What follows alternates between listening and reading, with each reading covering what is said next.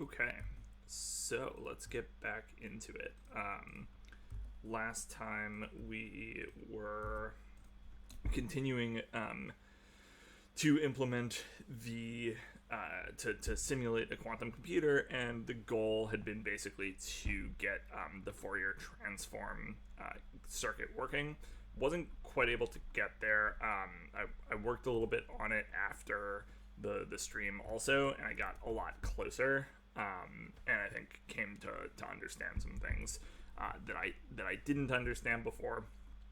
So I think it's worth starting with a review of like what the quantum Fourier transform is, and then I want to get into basically I've got it almost right, and I think it's down to sort of more of an issue of understanding, or maybe not understanding, but I think somewhere something in the paper that I'm referencing, or the book that I'm referencing, versus the program I'm writing, something's getting lost in translation, and I could continue to drill into where that is, but the next thing I want to do is start visualizing quantum circuits anyway, and so if we're going to be, like, visualizing quantum circuits will help us figure out what the problem is, what the last step is.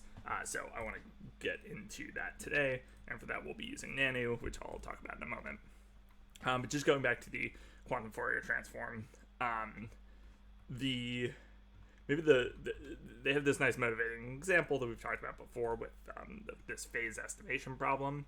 So the idea is that if you have a state that is a mixture of each basis vector rotated by some amount, right? So picture sort of like a clock, where each second the clock ticks by some angle, and each of the basis states is it ticking forward, and you want to figure out what that angle is. You can use the inverse Fourier transform to do that, and that's kind of the motivation, what they use in the book.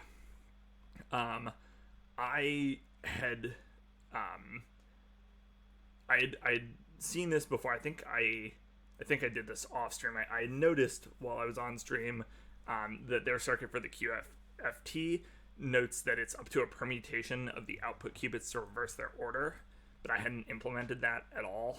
I don't think on stream.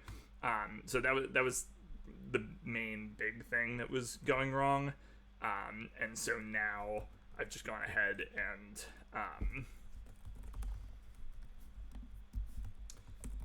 added in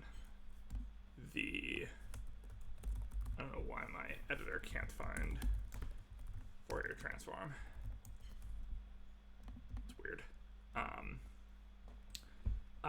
So I went ahead and added a permutation gate to the end of the circuit that uses the qubits in the reverse order, and that went a long way towards resolving the issue.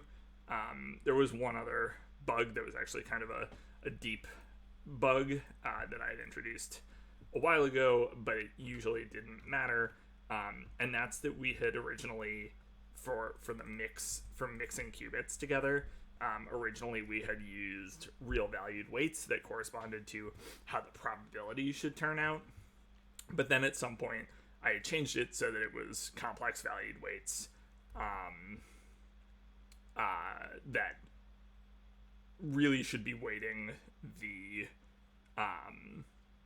wave or the superposition rather than the probabilities, but I hadn't updated the function to account for that, so I updated that, had to change some tests. The funny thing was that in almost every case that we were using it didn't matter, but there were a few edge cases where it did, so updated both of those, and basically at the end of the day we get to most of our tests passing, more tests that were passing, but I also wrote some additional tests, so probably some failures in here as well, but we're basically getting to something that's rotated from what we would expect, and or permuted really from what we would expect. So let me find that test and just run it. Written lots and lots and lots more tests at this point.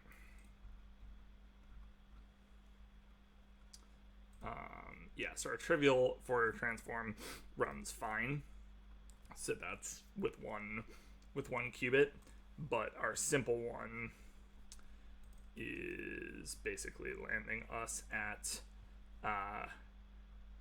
we would want it to be this state, which looks a little hard to read, but really these gross numbers here are just 0. It's e to the minus 8. It's just rounding error.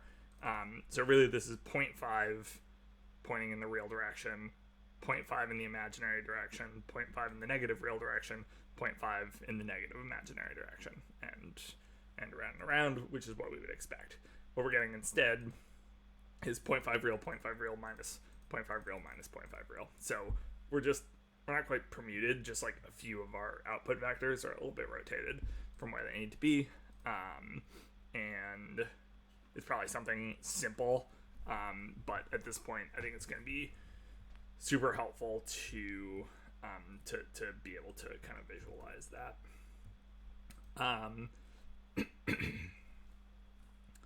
The other thing that I hadn't really grokked, I don't think, is these definitions, like the end of this chapter here. It really points out, or it really what do I want to say? It explicitly writes down what the QFT itself does and what the inverse one does as well. And I think interpreting these has really clarified things for me, at least. So the QFT takes some basis vector in our original state, and it maps it to this rotation where we go basically we go in steps of x over m. So m is the number of basis states.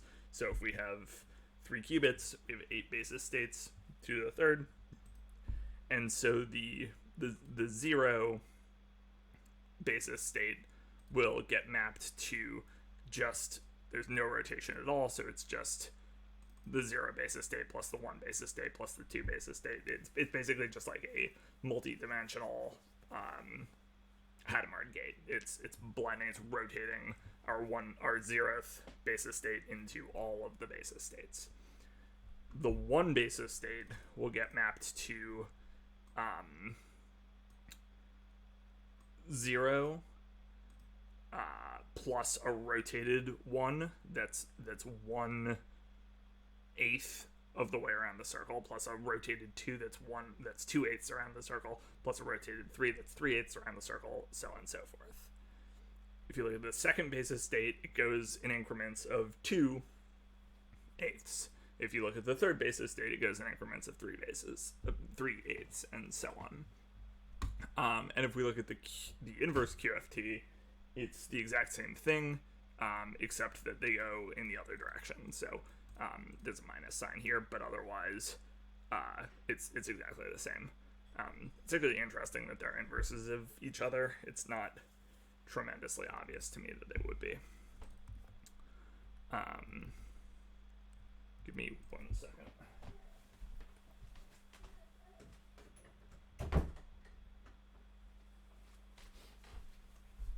My cat was trying to invade. Yeah, so not tremendously obvious to me that the inverse Fourier transform and the Fourier transform are inverses of each other. It might be kind of an interesting exercise once we're able to visualize these circuits to try to look at that and kind of prove that to ourselves visually. So that and that's sort of how I know that this is the correct expected output. So this is x equals 1. Is this x equals 1? yes, this is x equals 1. And you can see how I've specified it here. X equals 1, what we expect is just the 0th basis vector mixed with the first basis vector rotated by 1 over m, mixed with the second basis vector rotated by 2 over m, and so on and so forth. So this is just slightly off. And maybe let's just take a look at the matrices as well so that we can see what's going on with the circuit. So the circuit here is a Hadamard gate, but it's a Hadamard gate operating on the 0th basis state. So it rotates 0, 1 into 0, 0 and 0, 1 together, and it rotates 1, 1, 1, 0 and 1, 1 together, multiplied by a rotation by I. So again, this is basically 0. So this is a controlled rotation by I, which is a quarter of the way around. And then this is a Hadamard on the first basis, on the first qubit. So it's rotating 0 into 2. Sorry, 0 into 2 and 1 into 3. And then this is the matrix that's doing the qubit reversal. So it leaves 0, 0 and 1, 1 fixed, but it makes 0, 1 and 1, 0 permute each other, which is what you would expect if you are permuting basis vectors. So to me, it feels like these are all doing the right operations given what I'm reading in the book, but we're not getting the right outcome. The one other thing that I think we weren't quite doing right before is before I was just rotating these controlled phase shift gates, R sub 2, R sub n. The amount that they're being rotated by is 1 over 2 to the n. Before, I think I was just rotating by a constant amount, maybe. I don't even remember what I was doing before, but it's 1 over 2 to the R sub k is 1 over 2 to the k. And k ranges from 1 to n, whereas I make everything 0 indexed, and so I'd better be rotating from, I need R sub k to be rotating 1 over 2 to the k plus 1. And if we just take a look, well, indeed, the first basis state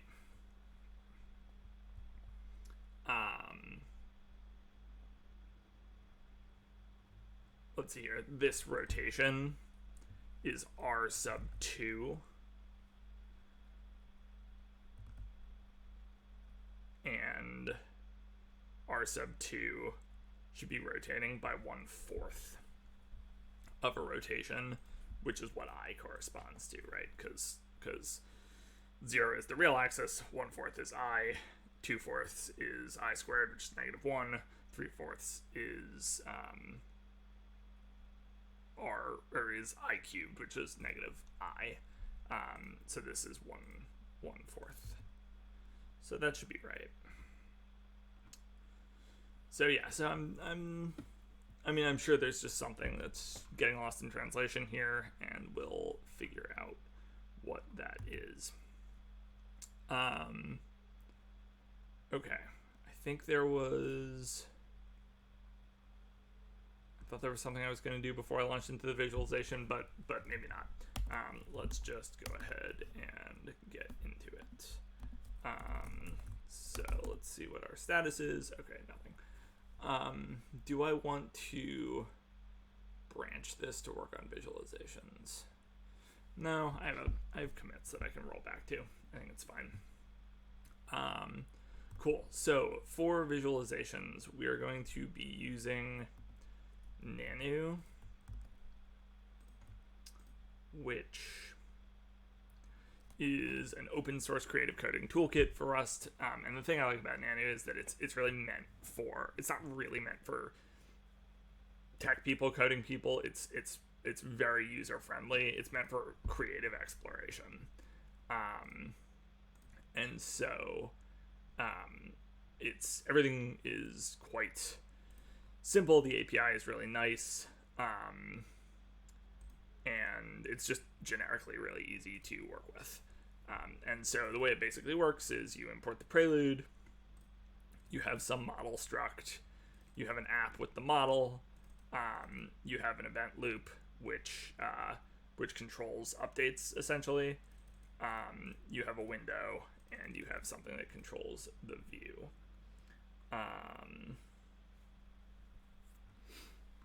And let's see here. I thought sketch versus app.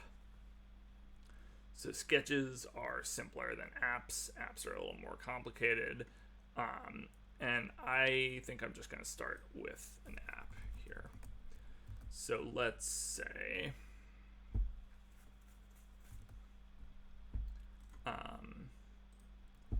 let's do visualization.rs.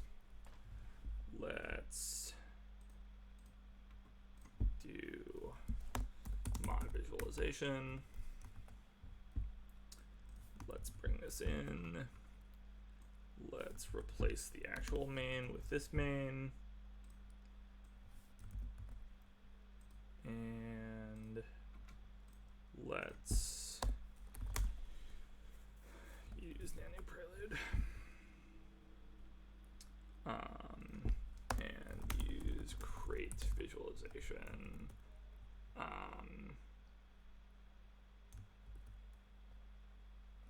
Model update view.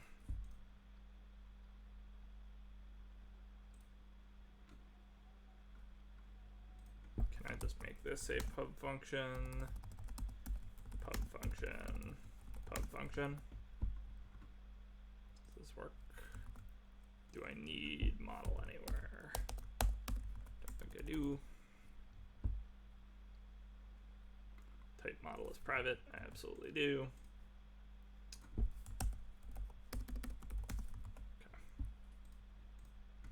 Okay. And now cargo run. And I actually don't remember what the default is. I didn't even look at the code. Oh, nice. Okay. So super cool that in, whatever that was, 2 minutes we can get a working thing going, a working visualization up and running. And now let's think about what we want to do.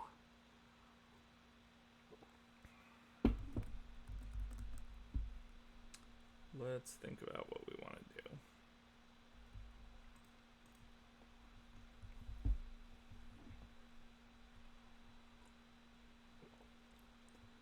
So, and maybe I'll open up the README for this.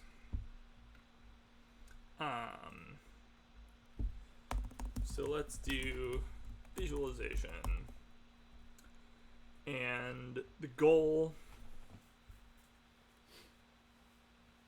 is to visualize the quantum circuit in some way that makes it explainable, debuggable, makes it clear what's going on.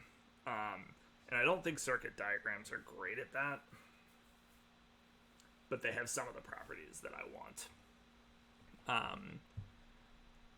I think the thing that's really tricky with quantum computing is that you've got these two different but both pretty fundamental ways of looking at the state of the system. One is in terms of its qubits, and one is in terms of its basis vectors. So I want to visualize both the qubit view and the basis view. circuit. For the basis view, that's going to be, 0, 0, 0, 1, however many qubits.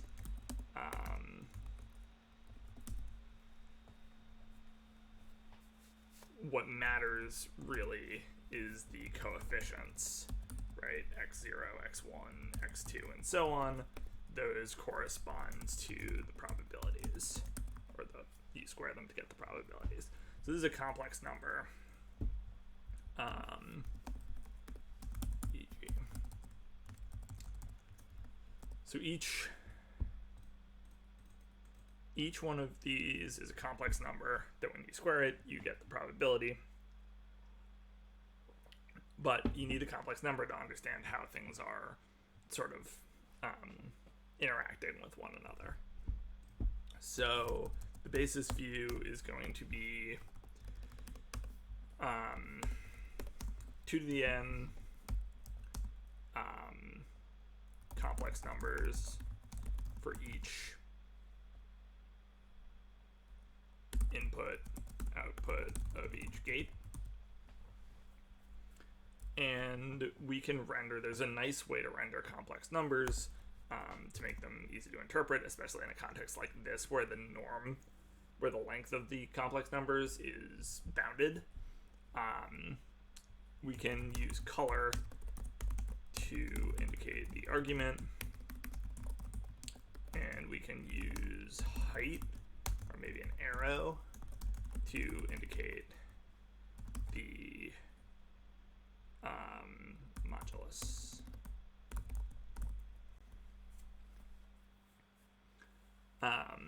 And that works because for any complex number, I talked about this in an earlier video.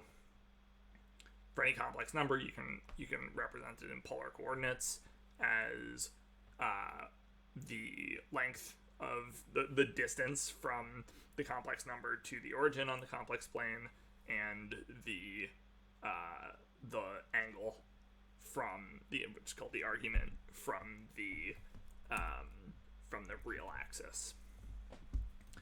And so that using color for that for the argument is nice because the color wheel is a circle, and it kind of makes it pretty easy to visually grok what's going on. For the qubit view,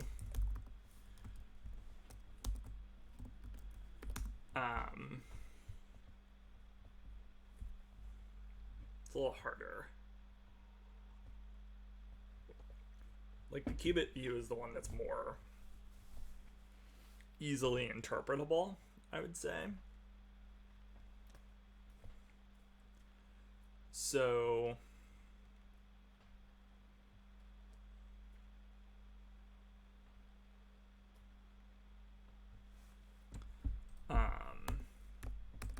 and then show the probabilities at the outputs,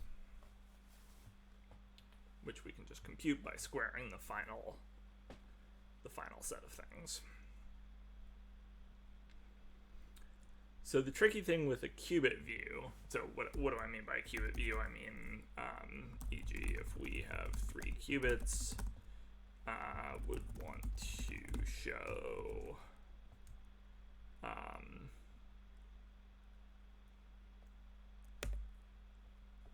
like 0, 1, 1, basically for an input, what's happening to those qubits.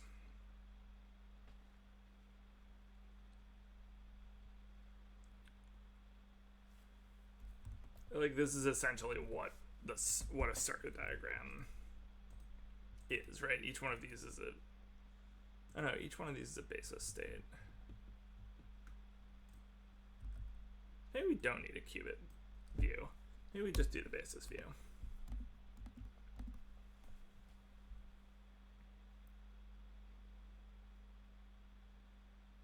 Let's start with this.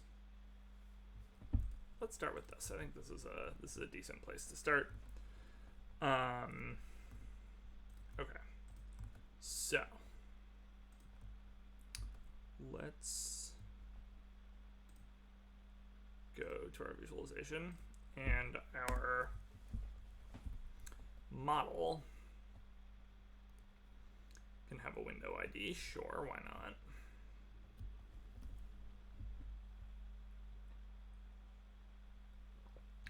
And then it should also have a circuit.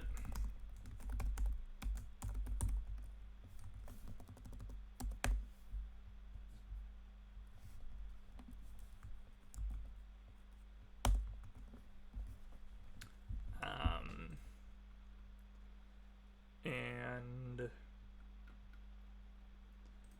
for now, let's just instantiate this.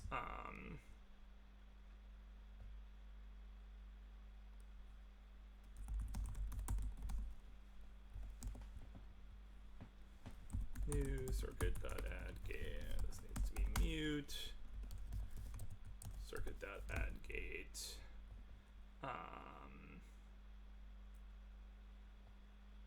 Just a C0 gate. Quantum gate. C0. Back. Let's. Yeah, 0, 1 is fine.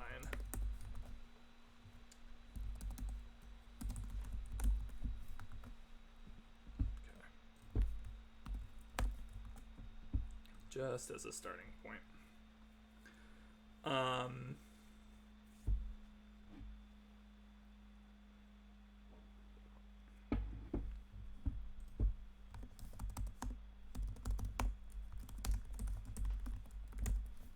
Okay. And I don't know if we'll have an update loop, honestly.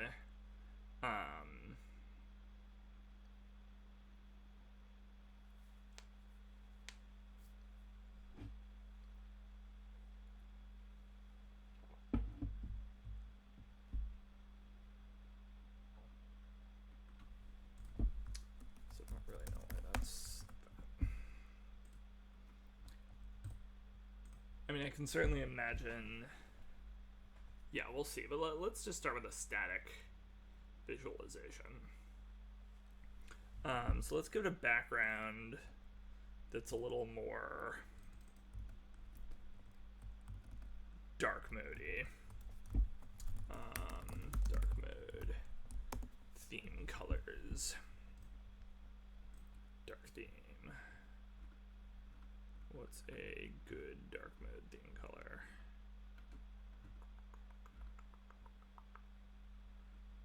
Dark gray.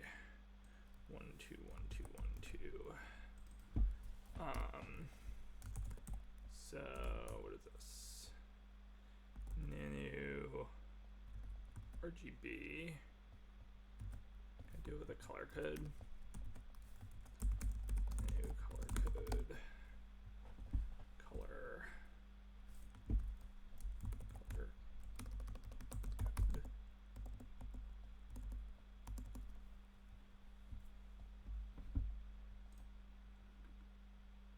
Apparently not. Color.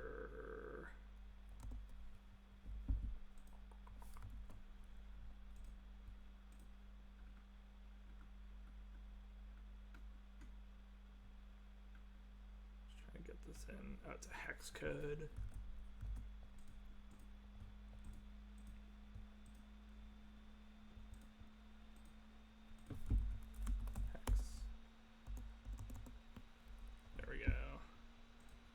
Hexadecimal into literal, we can do it. So we'll say const background color F32 is this. How do I do hexes in Rust? Rust hexadecimal.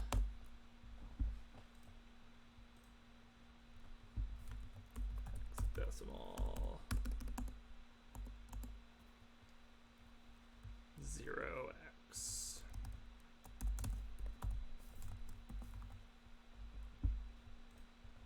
Okay. And then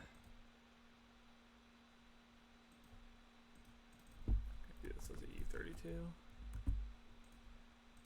And then my new is going to be color RGB U32 background color. Okay.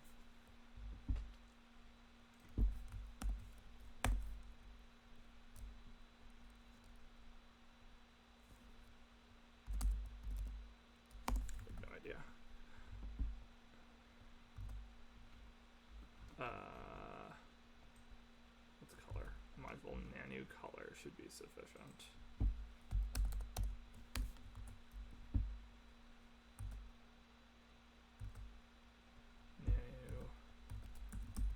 Nano color. Nope.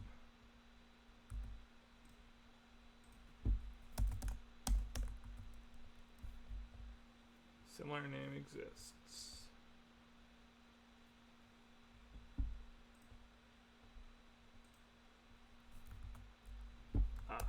Color. Color? Nope.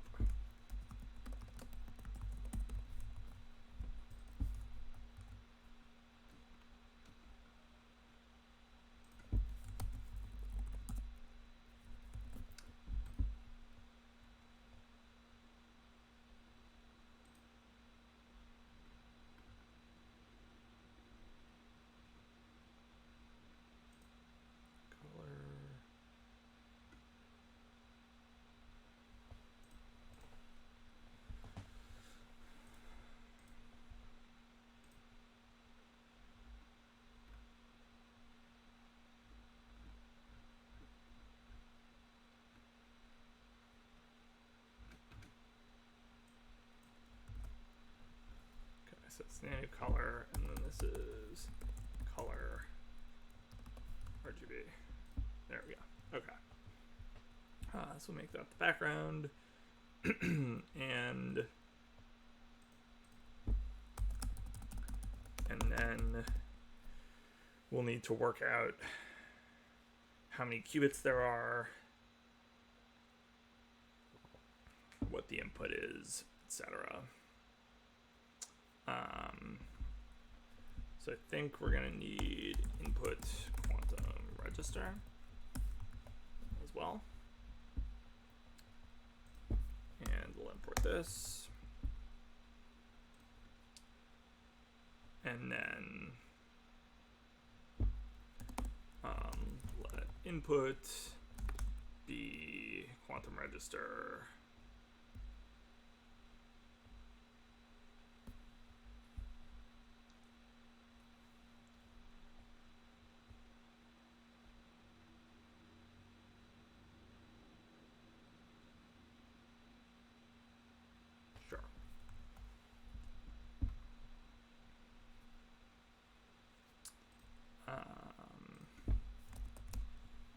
And this could just be basis 0, 2, 0. For now. Okay. And then the view will basically be going through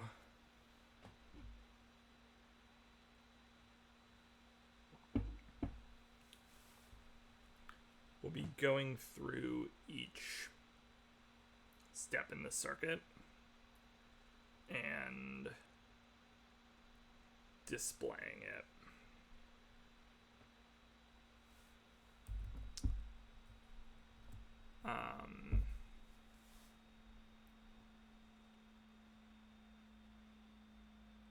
So let's create a new function called draw vector or draw register. And we'll have this take a register, quantum register,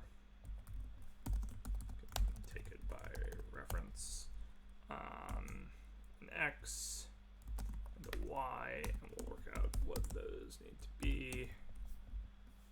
Or maybe it's a vec nano. Let's see here. It should be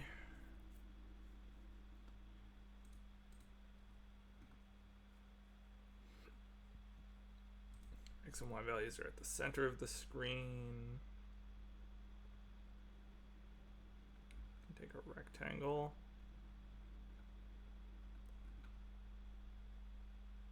Back 2. Looks like go back 2 would work.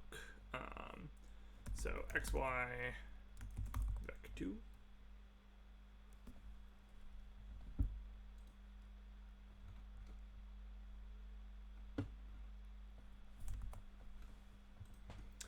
And then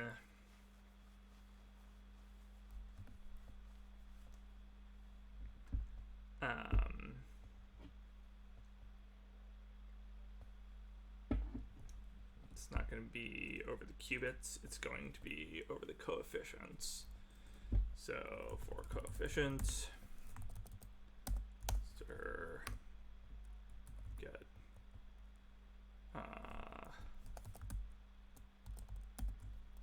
let's see here, for I and 0 register dot n qubits.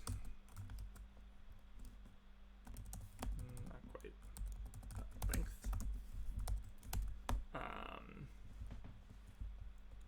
Let basis, let coefficient be register dot get coefficient.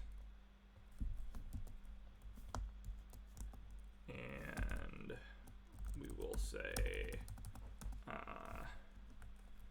draw basis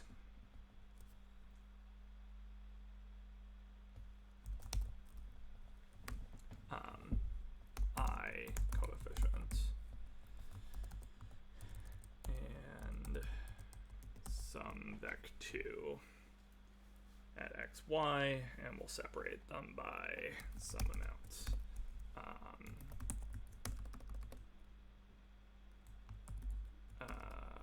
Let's see here. We'll call it basis delta y.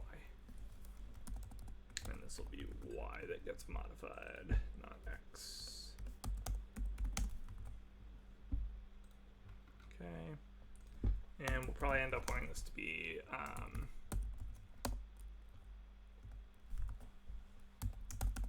absolutely not. Probably end up wanting that to be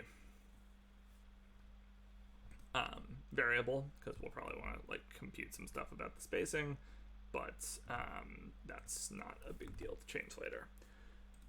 Okay. Cool. So the idea here is to have a function that can draw the register, and within that we need to be able to draw a basis. So index coefficient xy seems good. The color will I don't want that. Whoa. Figured some stuff out though. I don't want an ellipse, but this is good. So I don't want the index exactly either. I need the index in binary.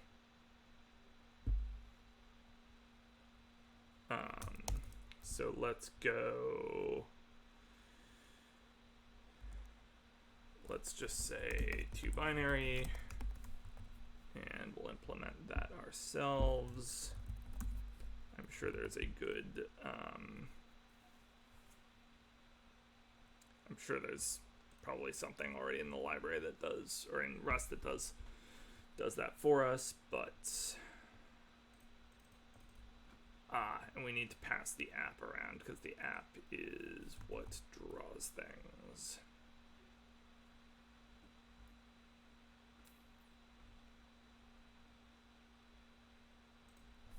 Do we want to pass the app around, or do we want to pass the draw around? Well, the app, it looks like the app gets passed by reference everywhere.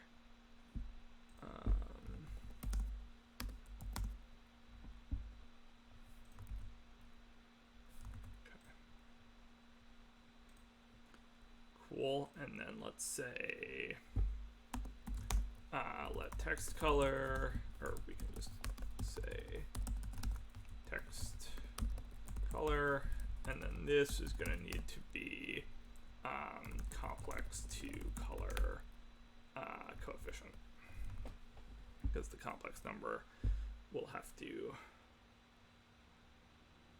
get the coefficient, and I don't want to just print the coefficient.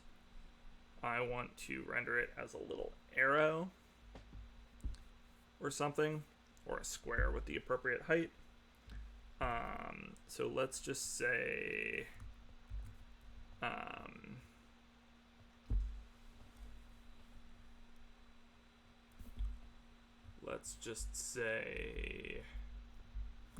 draw complex draw coefficient, app coefficient, sum xy, probably with a little bit of spacing.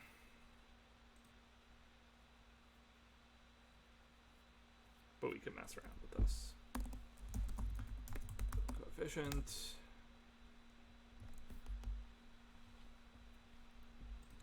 And this we're going to change. And then let's test visualization. And test binary to binary string. The main thing I want to test here.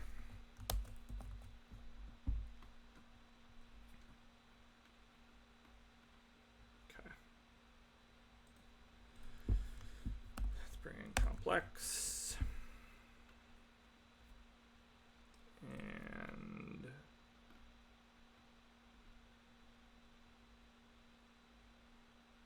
interesting.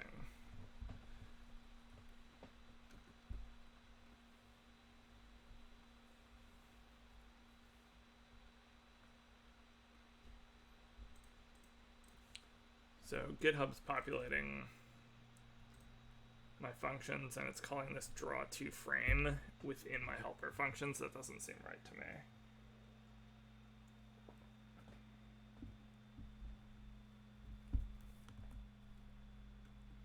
But honestly, I think this whole design of passing draw into each one of these is not gonna do the trick, because I'm essentially, I think it's not gonna like that I'm repeatedly borrowing it, but we'll see when we get there.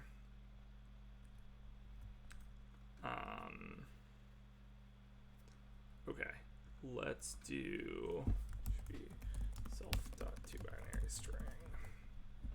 Okay, so the idea is going to be that we need the binary string in order to show the basis, and then we need the coefficient rendered, and I don't think we want to render the coefficient as text. I think we want to render it, let's start by rendering it as a rectangle.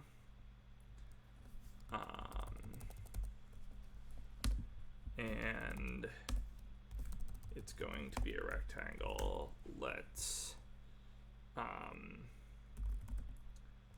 height be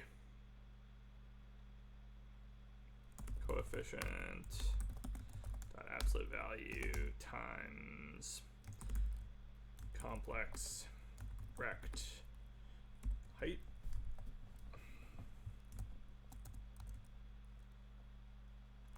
So this is always a number between 0 and 1, so this is already should be fine.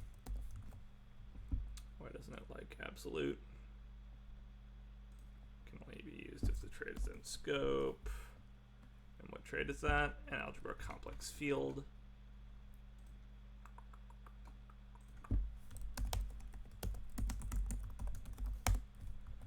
Okay.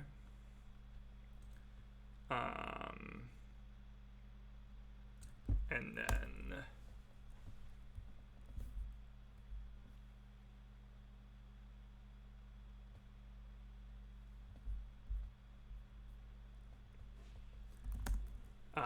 let argument be coefficient dot Dot arg? Dot arg doesn't seem right to me.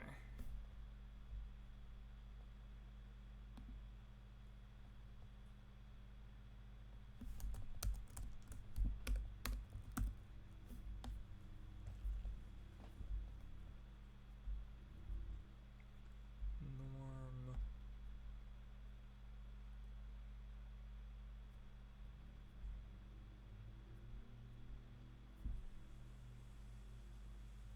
Surely there's a function for this, no?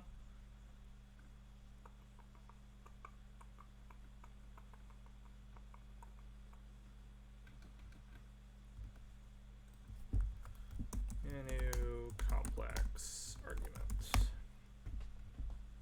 Not nanu. And algebra. And algebra complex, latest version.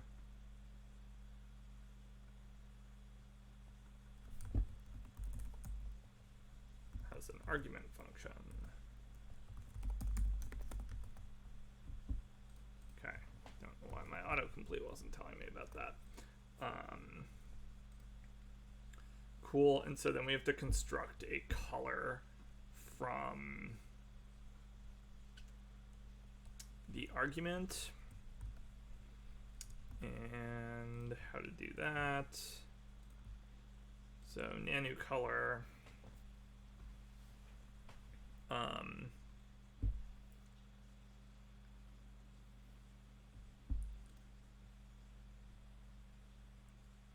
So I think what we want is either HSL or HSV. Hue saturation value.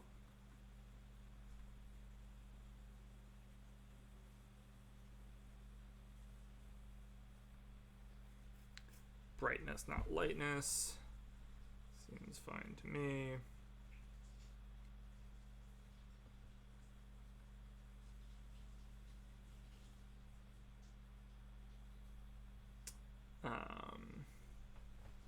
Color, hue of color in degrees. Okay. So we need to say, let hue be argument over 2, argument over tau.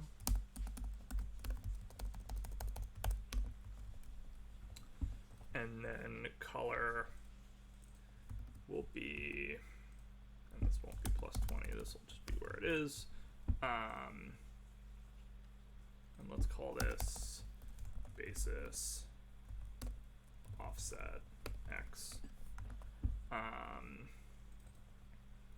And then let color will be color HSV Q11 color. Okay. Fill in a couple constants.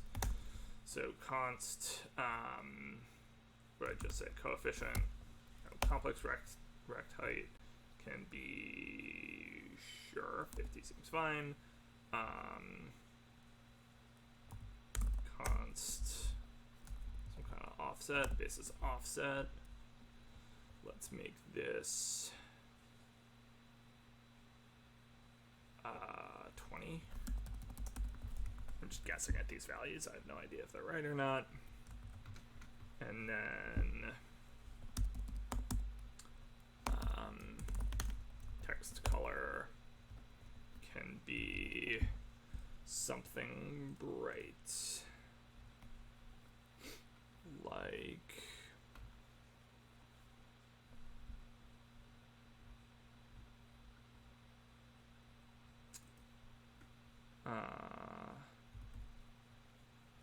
something bright like 3700 B3. Yeah. Okay. Okay, and so now we just need to figure out what the right way is to actually pass these around. So let's just say draw register app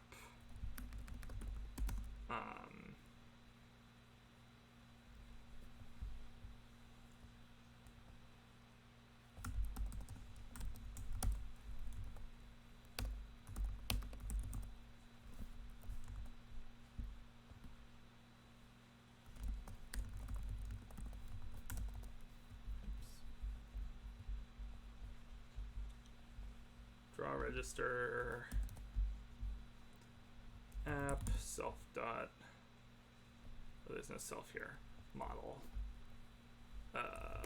Model dot input 0 0 and the vec2 of a 0 0. Okay. And it doesn't like self because we're not in a struct. We're in an impl. It doesn't like self for the same reason. It doesn't like model input.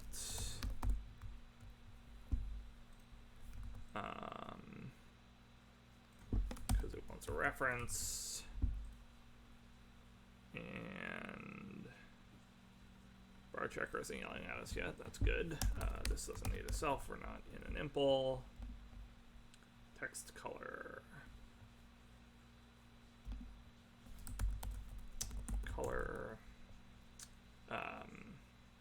RGB U32 text color.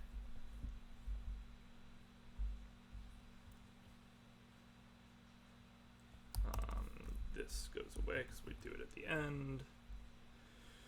2 binary string we haven't implemented yet. This goes away because we do it at the end. And okay. And then 2 binary string. Just need to write some tests.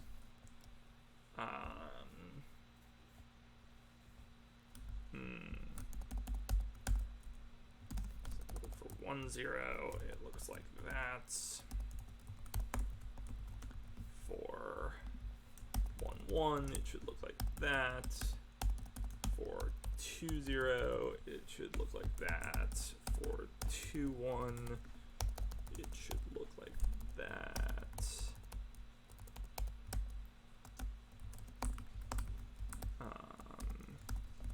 2 2 and 2 3.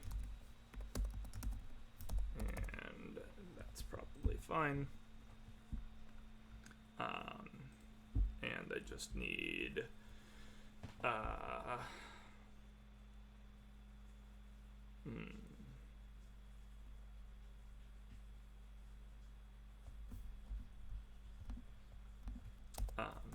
n qubits.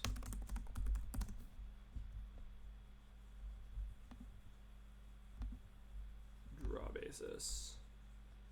Register.length. No, register.n qubits.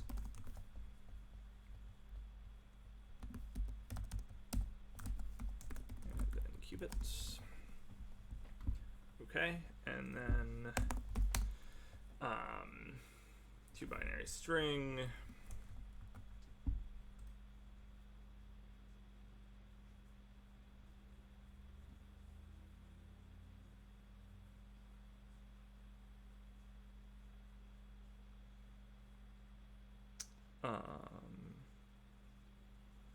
While binary string length is less than n qubits.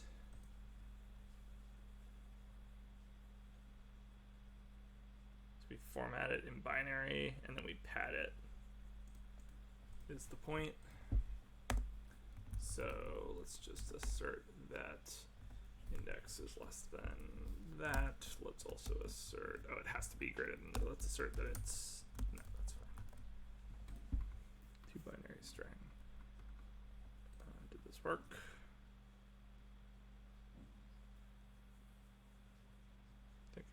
Thinking. It did. Okay. Sweet. Amazingly, everything compiles. So let's see what we get when we run this. What am I expecting? Okay, something that doesn't look very good. So this big rectangle full of stuff. So that's one of my qubit rectangles, presumably.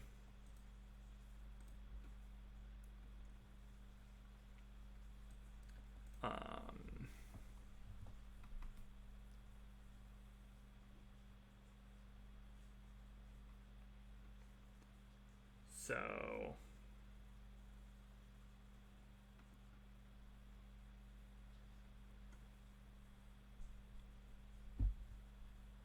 register.getCoefficient. Then we draw the basis at xy. The delta y is 50.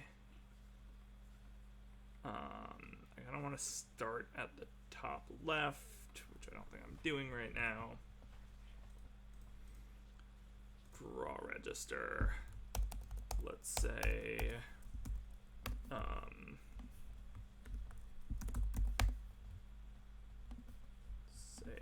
model.window.rect top left. Whoa, what just happened? Rect top left. Don't need to draw. Window.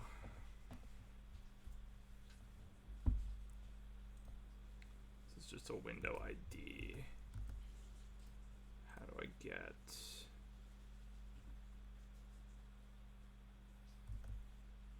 app.window?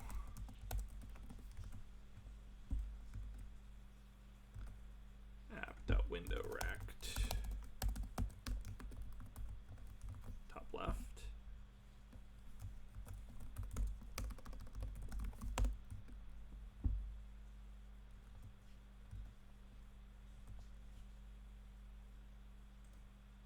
Oh, is this showing up, by the way, on my stream? Okay, yes, good. It shows up because I'm in screen share. Okay, but if I'm encoding, it doesn't show up. Let's add that.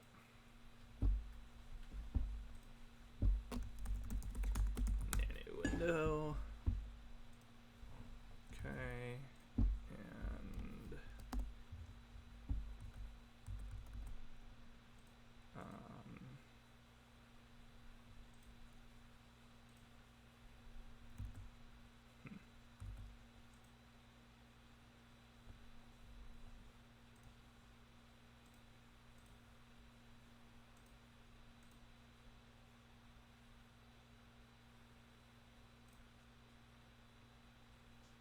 This one.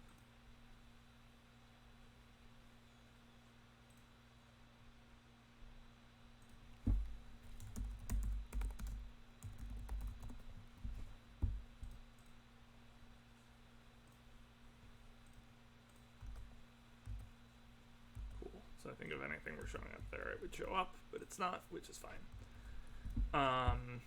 Okay. And then we made it the top left, but we're adding to y, so we're never actually seeing it. So let's subtract. Okay, and now we're getting 1.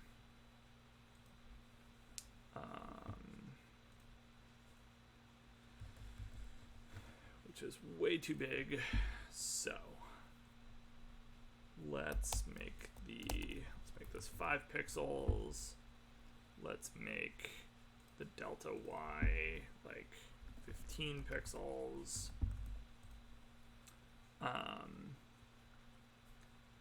Let's move this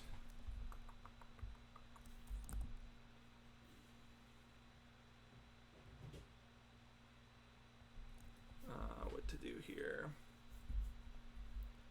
Can I just add a vector to this? Vec2 window, no.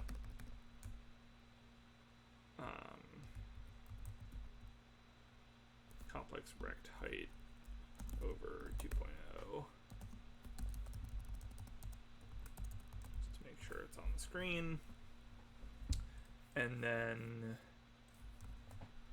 all right, let's look at it again. Couldn't compile. Can't add an XY with a vec. Yeah, this was meant to be vec2.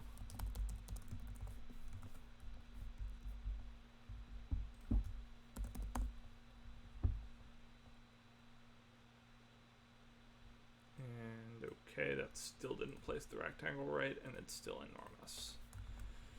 Why is that? Why is that? Draw register, XY.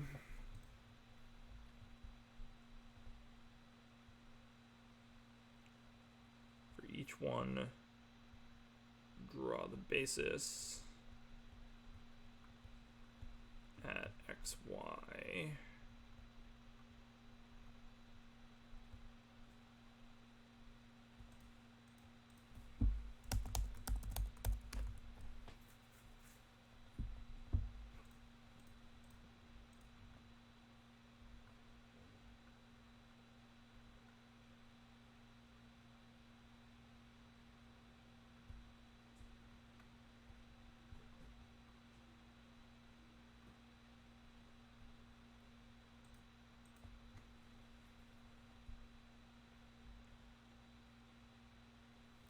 Also, this color bears no resemblance to the color I was trying to use, which is amusing.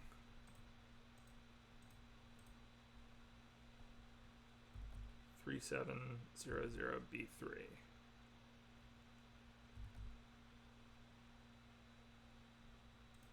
Oh, text color.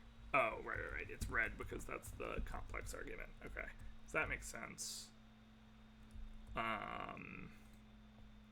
What doesn't make sense is why it's still huge. Where do we draw the rectangle?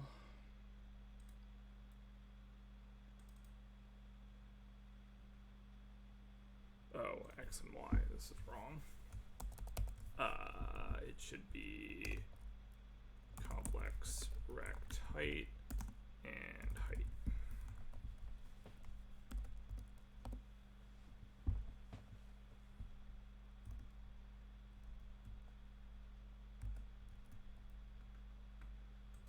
Did we crash or what happened?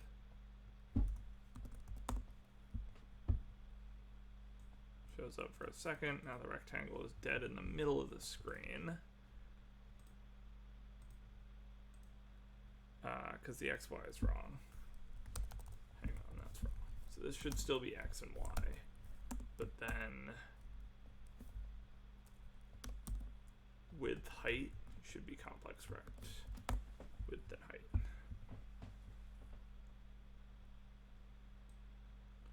Okay, dark screen.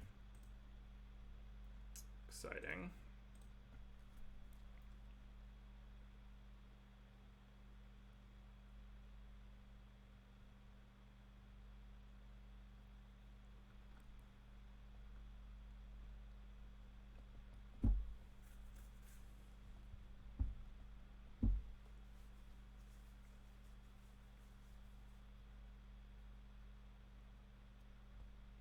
Coefficient absolute. Argument.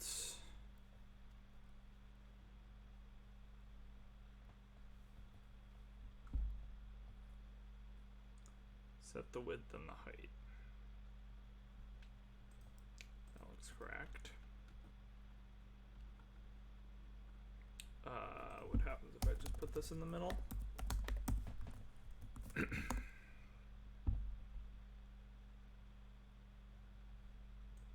We get nothing. And what happens if I don't set width and height?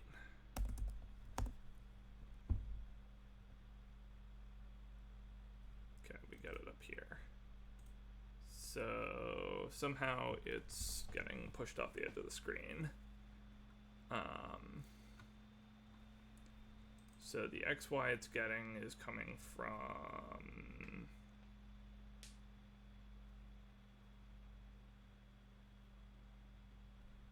here.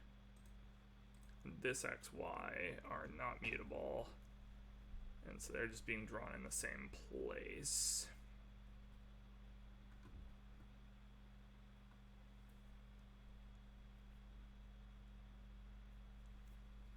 Which is based on this. And this is saying go through the register Okay, so the reason only one coefficient is showing up is because the other ones are all 0. Which is fine. Only the first one is has any magnitude.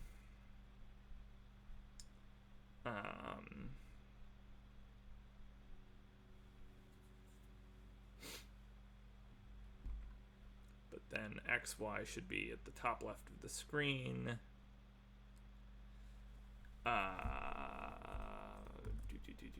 But the window in Nanu is what? 0, 0. Increases towards the right, decreases towards the left. The X value, so we want to add the X value, but we want to subtract the Y value.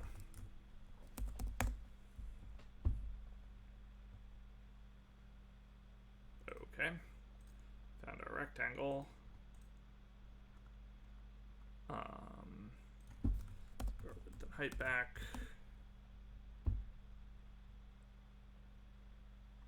Lost our rectangle again.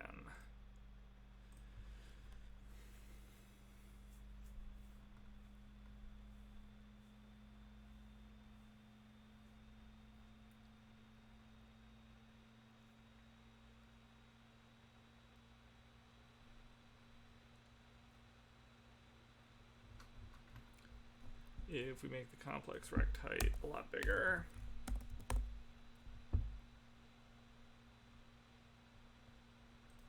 still no rectangle. We make it a lot bigger.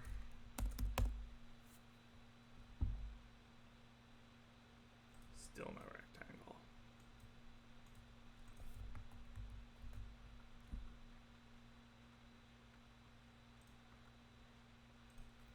What's going on?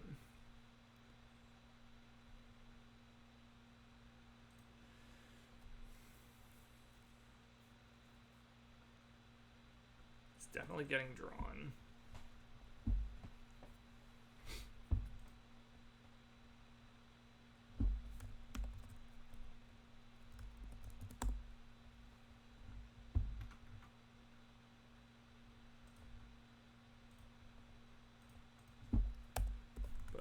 Does not want to get drawn on screen. Once I get rid of the width and height. Yeah, so even if I make it huge, it still doesn't do it. But if I comment out the width and height,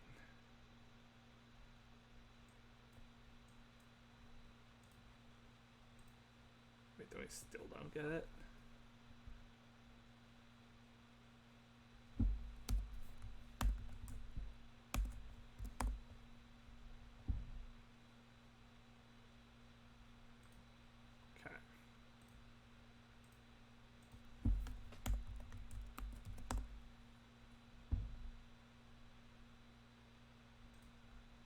Neither of these are doing what we anticipate them doing.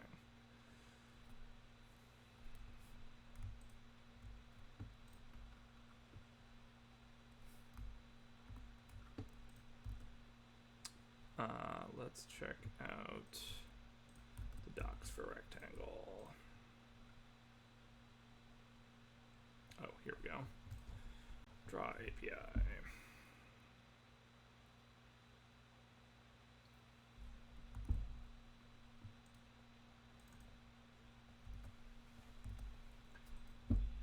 Do exactly their example.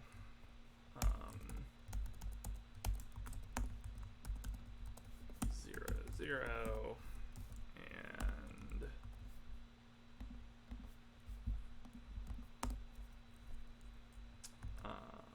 100, 100, height 100, 100.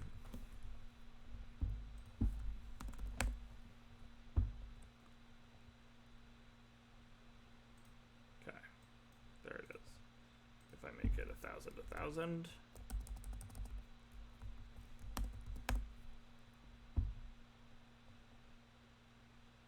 Gets bigger. Good.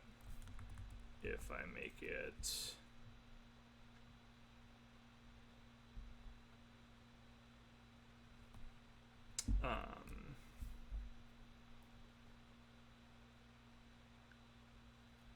But if I make it XY, it disappears.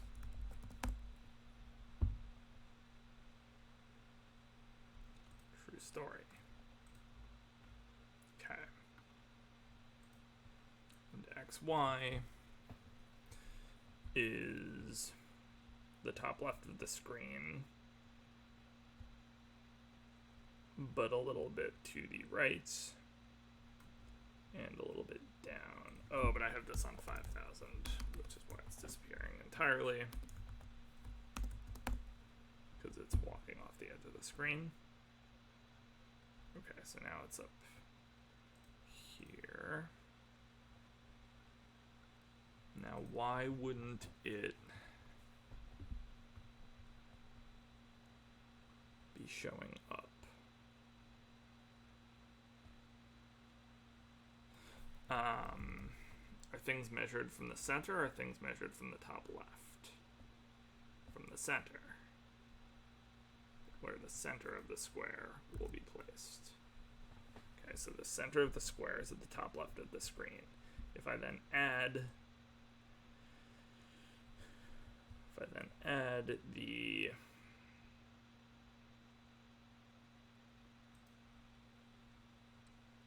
half the width and subtract half the height to it, now I've moved the center so that the whole thing should be on the screen. Have I not?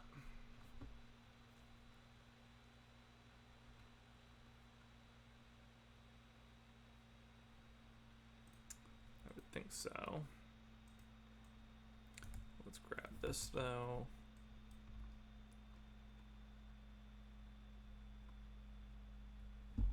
Text. I don't think I'm stomping on it somehow.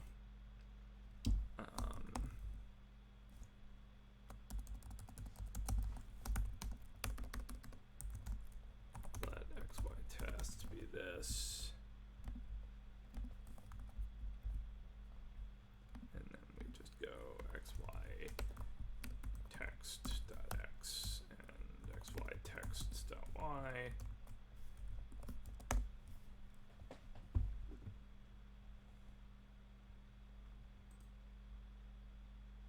That's believable.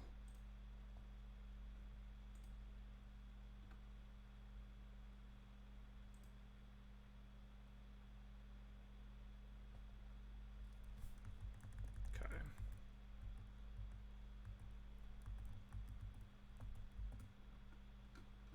So why is the height getting adjusted at all?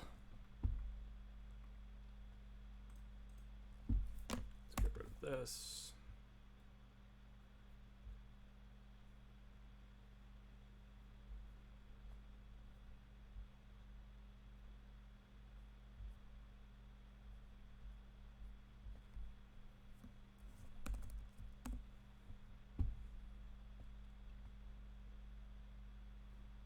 Okay, that looks correct.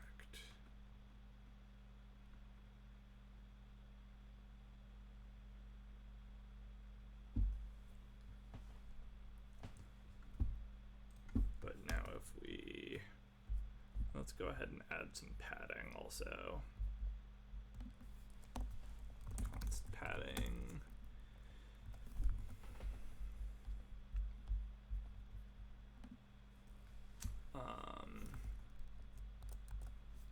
And let's do plus padding, and this can be minus padding.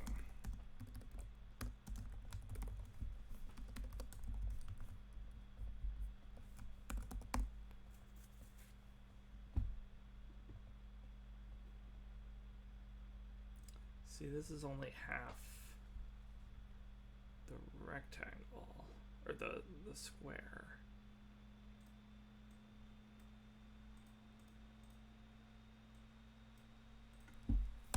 I get rid of this divided by 2.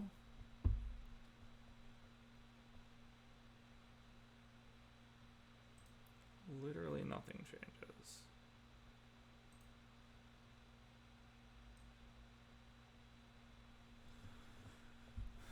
It's a bit weird.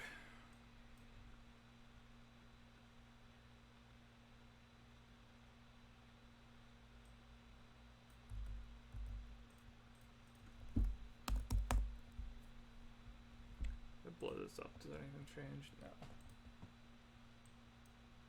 That's definitely falling off of the window.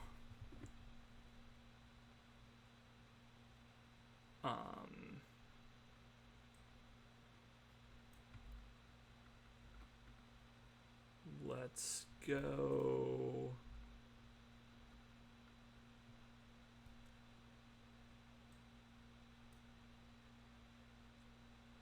Gives me a point. So it gives me a vector, but surely.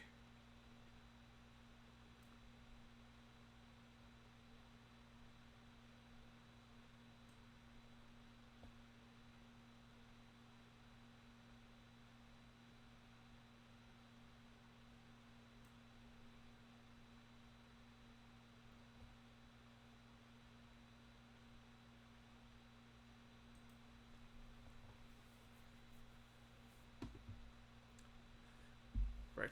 Coordinates are described in points. Top left corner point.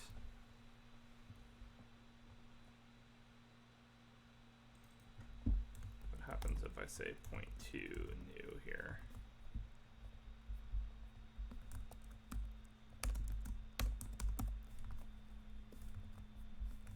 Does it do anything different? No.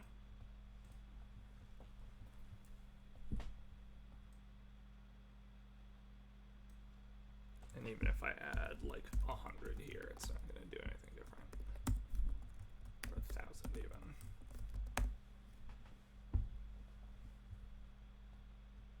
Oh, it does do something different.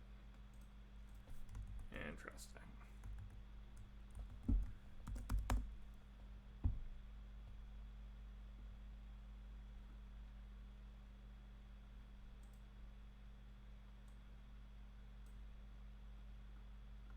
It's as though the rectangle isn't being controlled by this.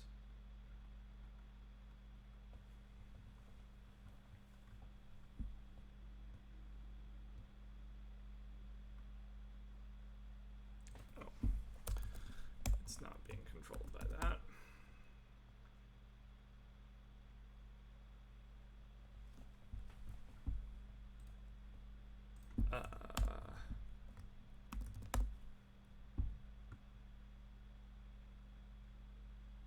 Okay, we've made it disappear. And if I make this big now, like 100, what happens? Yeah, it's still gone.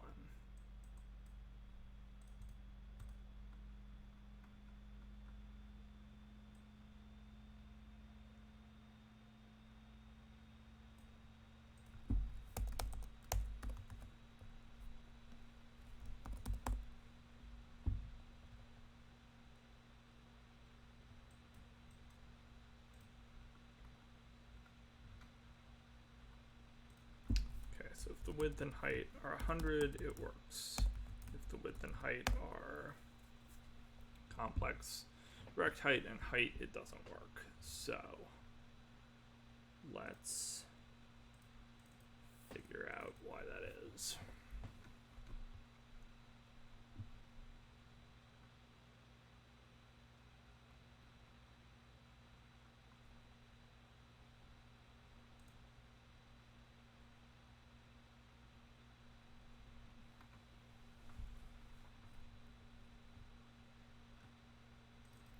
Drawing a register. Register.length is going to be 4.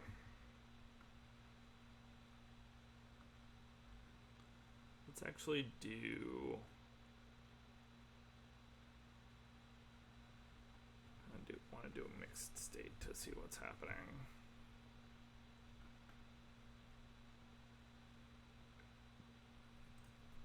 It's more complicated though.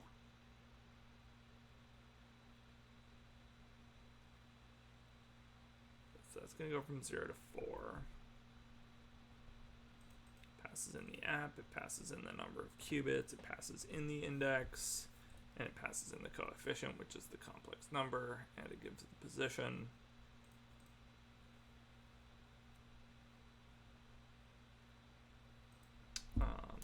Let's just get rid of this for the moment so that it's not confusing things.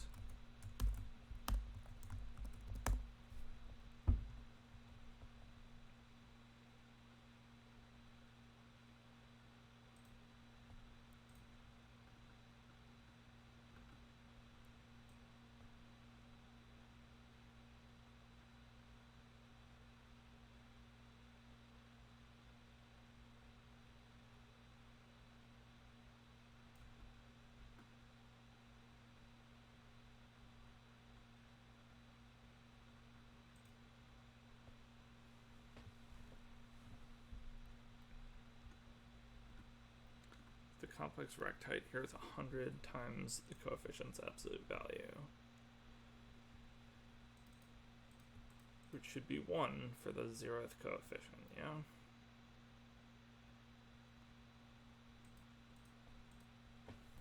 What is that? What if I also draw text on here? Draw text.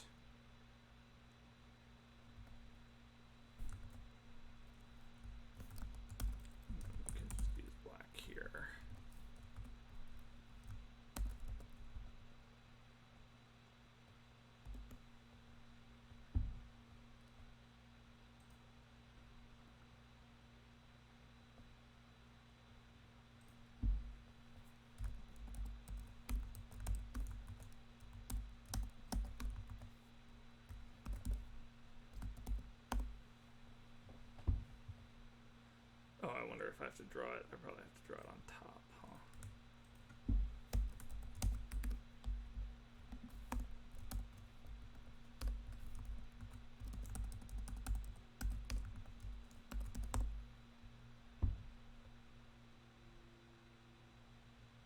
Okay. So it thinks it's 0 plus 0.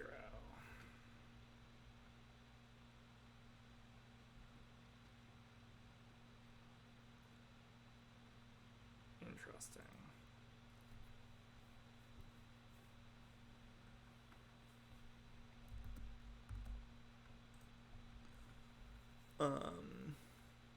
Okay, so that explains why the height of the rectangle is 0.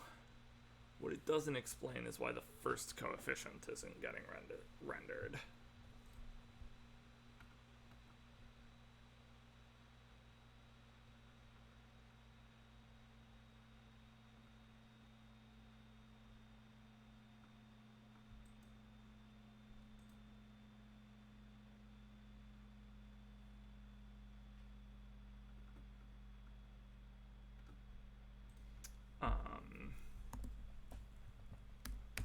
What if we,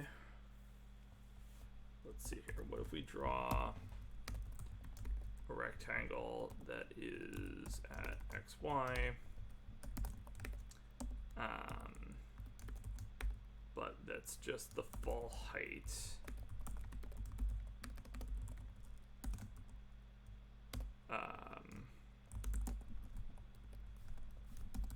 plus padding. And we make it white so that we can see it.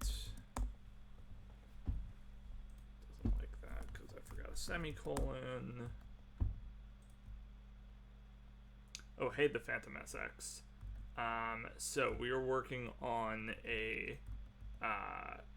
on simulating a quantum computer in a classical computer, and at the moment we're working on visualizing what a circuit looks like in a quantum computer in Nano. And so the idea in a quantum computer is basically that you have, instead of just having bits like you would in a classical computer where you have 0, 1, 0 is 2 and 1, 0, 0 is 4 and so on, you can have superpositions of those. And so what that corresponds to is something like this. So you might have, if we have a 2-qubit quantum system, you can have four different pure values of the computer. You can have 0, 1, 2, or 3, which correspond to 0, 0, 0, 1, 1, 0, and 1, 1. Those are just the binary values. But then each of those in general are weighted in with a complex number, such that when you square the coefficients, so these are the x0, x1, x2, x3, and when you square these, they're complex numbers, but when you square their modulus, you get the probability of discovering that the quantum computer is in that state. And so if we had, for instance, let's just do an example, would be like, a simple example would be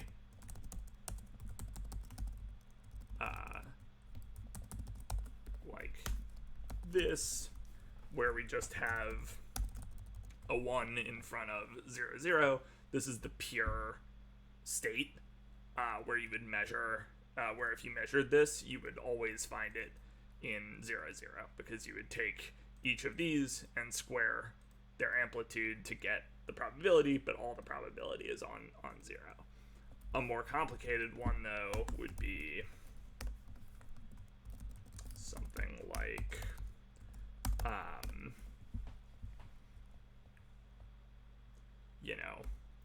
I over 4 and minus I over 4 and 3i over 8 and I over 8.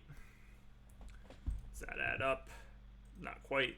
I need square roots in here.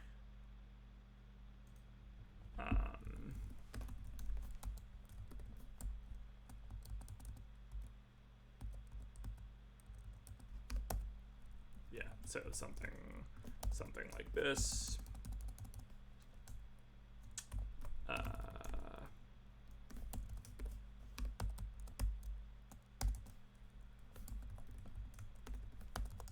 And in this case, there are some i's in here, but the i's in general go away when you square the modulus. But you would have a 1/4 chance of seeing it in the 0 state, a 3/8 chance of seeing it in the 1 state, a 1/4 chance of seeing it in the 2 state, and a 1/8 chance of seeing it in the 3 state. And then you can operate on these with quantum gates and use them to perform computations. Some of those computations can be done faster than you could do it on a classical computer. So the goal here really is to simulate this sort of thing with a classical computer in order to come to understand better how quantum computers work. And so until recently, we've been doing things like implementing particular circuits, right? So this is a quantum circuit for the Fourier transform. And so it's like putting together a whole bunch of different quantum gates in order to do the quantum Fourier transform, which doesn't really matter what that does at the moment. The point is that it does something to qubits that can be a computation. The thing we're working towards is an implementation of Shor's algorithm, which factors prime numbers, or factors numbers into their prime number components much faster than on a classical computer. But in order to get there, I want to be able to visualize the quantum circuit, and so we just started just now trying to do that. And so the idea is basically to have each of the basis vectors and then show how they mutate over time. So trying to get that into good shape. Hopefully that makes sense. So at the moment,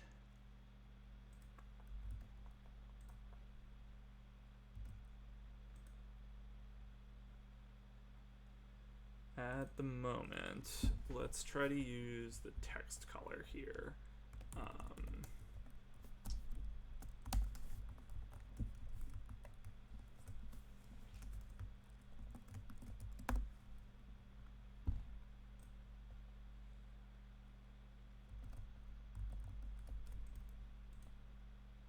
Oh, whoops.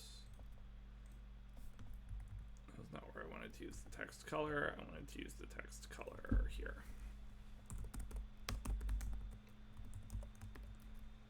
U32 text color.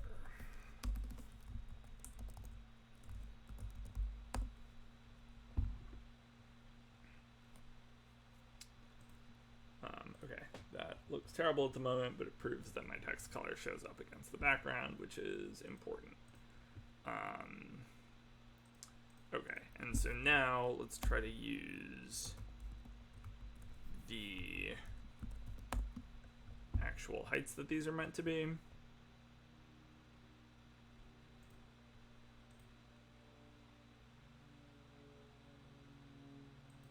Huh.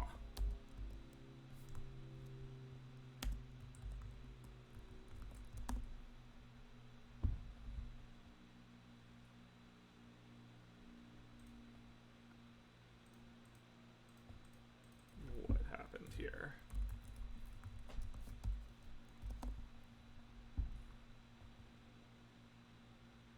Okay, that's better. Let's use the actual width and height that this is meant to be.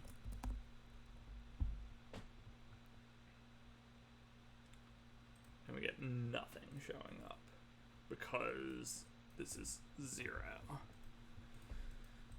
Okay, so I suspect what's happening is that we're drawing multiple things on top of each other. So let's make our rectangle heights smaller.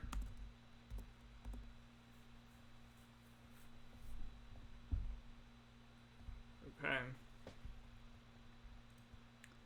And our deltas bigger. Let's just make these big for the moment.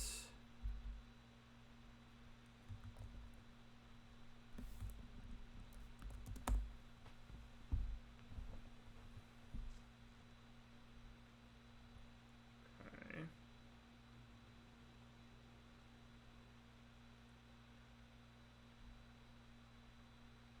I feel like this is our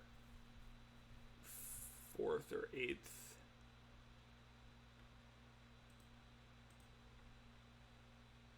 value somehow.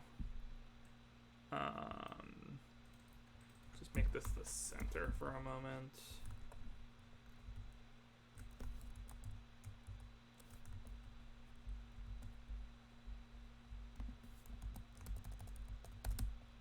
Let's just ignore this and do this in the center for the moment.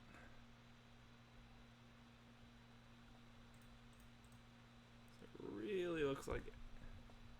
Okay, and I feel like there are multiple texts being overlaid there. So why aren't we getting offset? So this loops, it updates y every time, and it should be passing in a different y.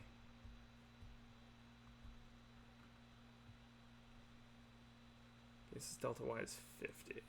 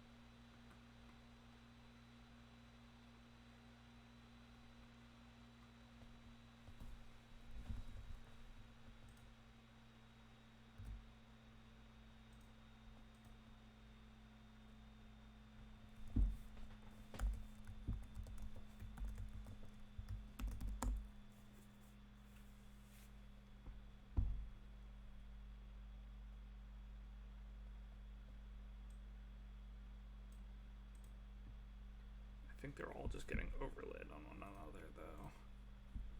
Why would that be?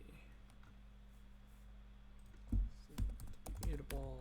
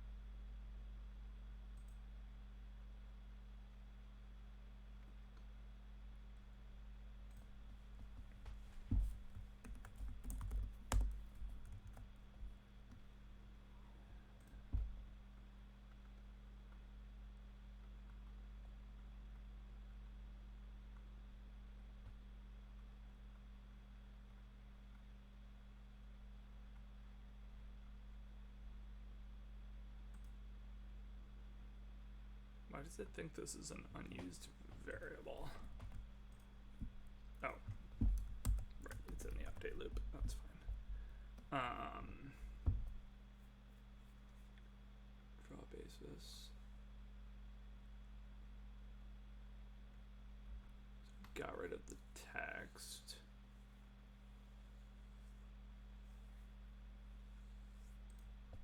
If I bring this back.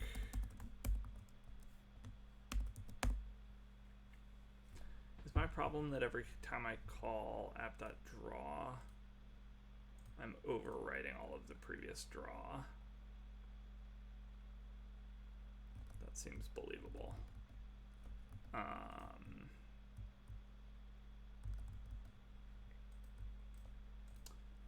Let's see how drawing works.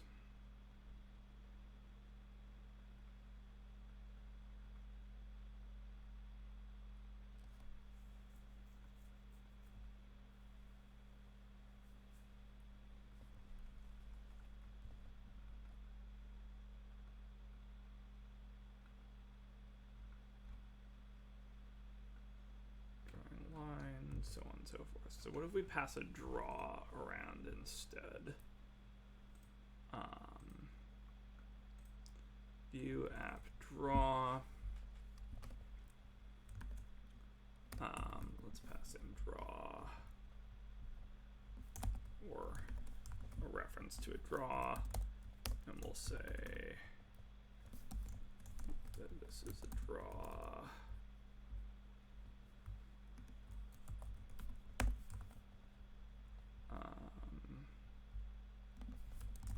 This is a draw.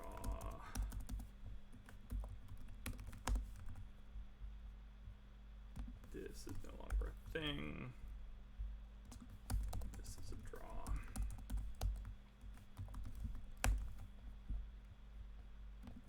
This is no longer a thing.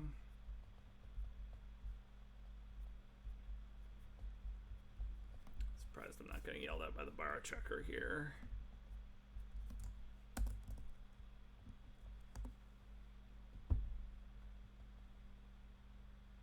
Okay, that was the issue. All right, so I guess every time we create a draw, it creates a whole new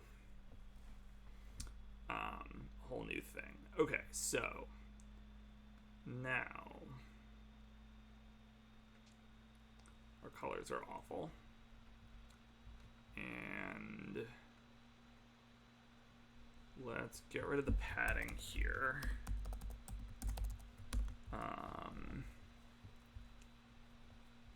Let's see here. Is there a border color? No.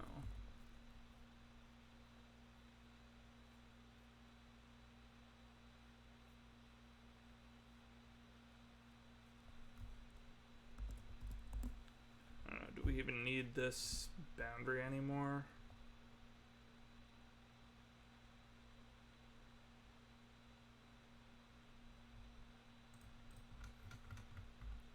I don't know. Okay, let's make the delta way smaller.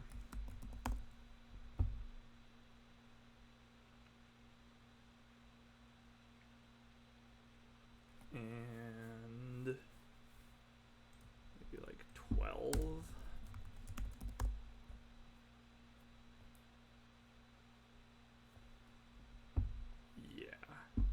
make the width. And the width is probably okay for now. And then obviously we can't read that text. Don't actually need to. So I'm gonna leave this here in case I want to comment it back in at some point. I'm gonna leave this here as well. And okay, and this text does not seem to be appearing anywhere, is it? Oh yeah, it is. Okay, it's totally.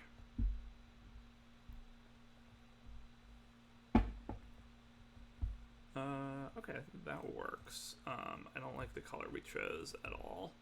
Let's choose a better color.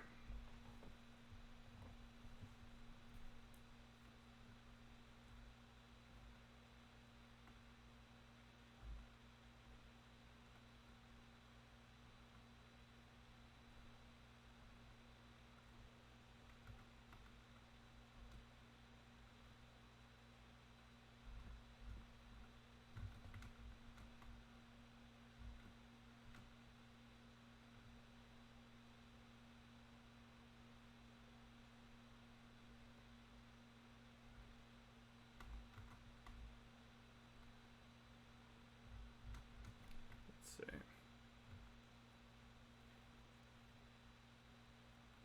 Maybe O3DAC5. O3DAC5. See if that's any better. Hey, that pops. Okay.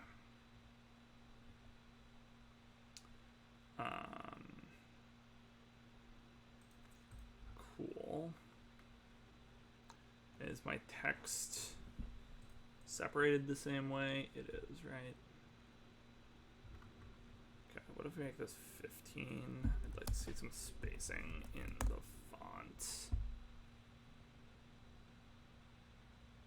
Nice. Okay.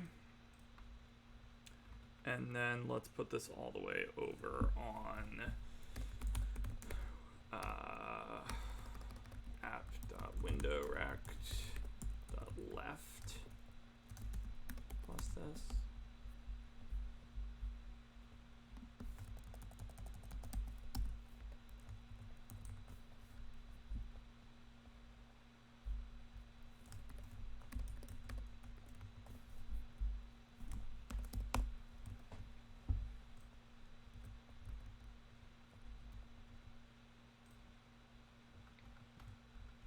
And it immediately crashes. Why did it immediately crash? Dot left.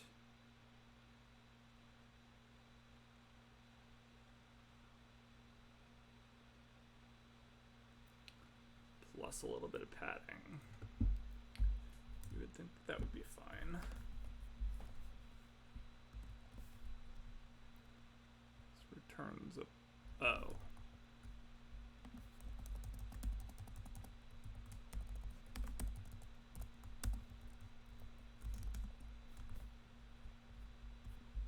Returns a single F32.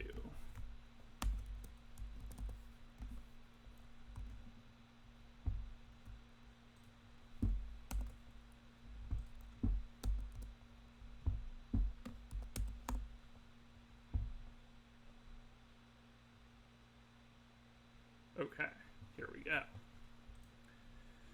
There is our starting basis vector. Let's go ahead and commit this while we're here. Visualize input vector.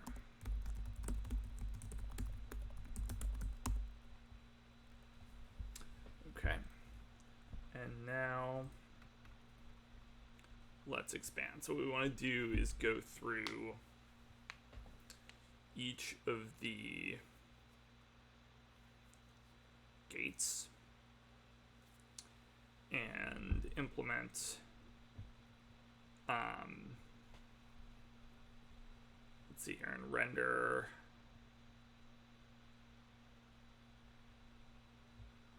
render the gate, and then render the resulting vector. So,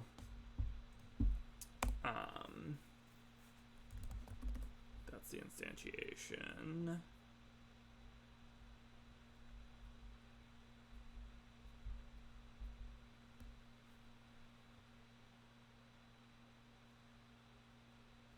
Interestingly, we don't have a way to get at the internals of a circuit, do we?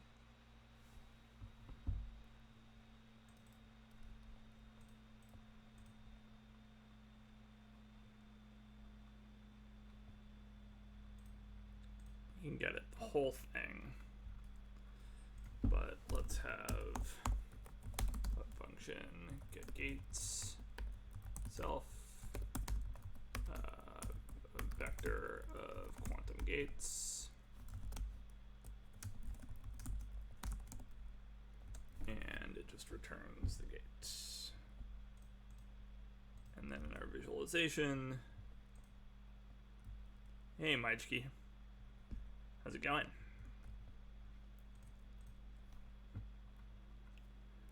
We're trying to visualize some quantum circuits here. So we need now to go through each of the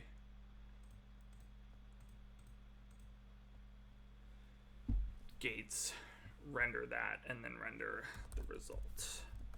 So let's say for gate in model circuit get gates, draw gate, and then we'll say let's see here, let result, let mute result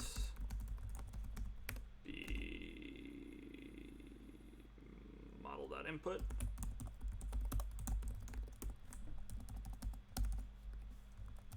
And we will say result equals gate.apply result. And then we will draw register the results. At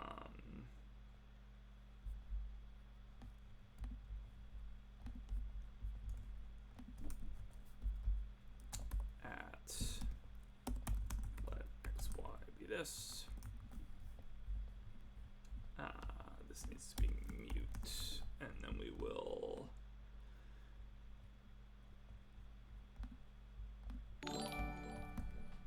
draw the subsequent gate every so often, and we'll draw the subsequent register every so often. Magic says, what are you programming? Also, are you going to do any math? For sure, happy to do math. Love math. That's my background more than programming. And this is some pretty mathy programming we're doing at the moment. So maybe we can cover both bases at once. Basically, goal here is to implement a quantum computer, simulate a quantum computer in Rust. And so if you're looking for a little math, you can get it from this book that we've been following, which is called Introduction to Quantum Computing, I think. Something like that. It's in the description. Yes, Introduction to Quantum Computing. And basically where we got to, what we're up to is implementing the quantum Fourier transform. But something's a little off, and I want to be able to visualize what the quantum circuit looks like in order to kind of help debug the Fourier transform. And so at the moment we are setting up the visualization for what a quantum circuit looks like. What's the book called again? Introduction to Quantum Computing. You can Google it and find it online. I can also drop it in chat.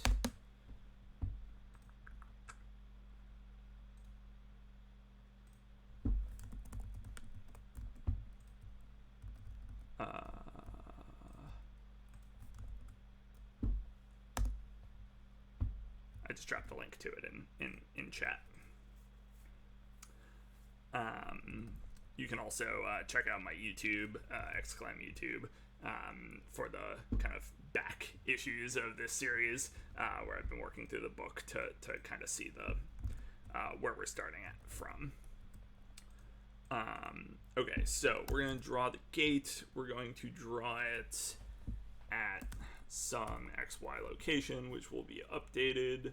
And we're going to have to figure out how we want to actually draw the gate, but we'll say XY equals XY plus vector 2 of register to gate delta X. This should be a delta X, not a delta Y. And then after the gate, we'll say gate to register delta X. And for now, let's just make both of these, I don't know, 50? 50 seems fine.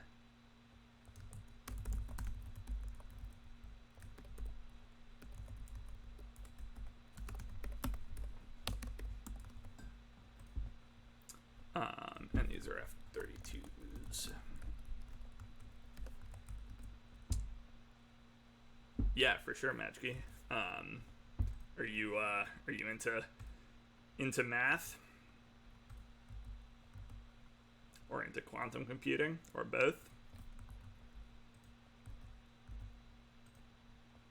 The book is really good, by the way. It's certainly gotten me pretty far in understanding this stuff, although I'm far from completely understanding it. Which is the idea here. Okay, so we update the positions where we're going to render this thing. We need to implement the draw gate function. But for now, let's just ignore the gate and see if this renders.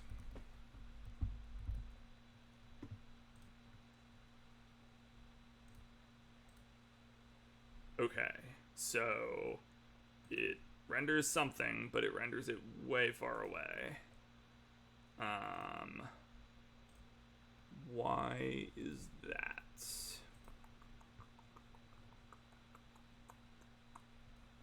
Why is that? Why is that? Why is that? Oh, because I have draw register. This is not what I want. It should be just XY.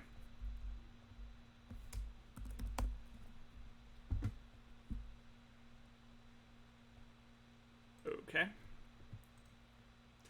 And indeed, 0, 0, the 0 basis state maps to the 0 basis state in a C0 gate, so this should not surprise me. Let's do something a little more interesting and add a Hadamard gate in here first. Quantum gate Hadamard. So Hadamard gate rotates the a single qubit into the superposition of its qubits. So let's do that to both the first and the second qubit, and that should make for a slightly more interesting render here.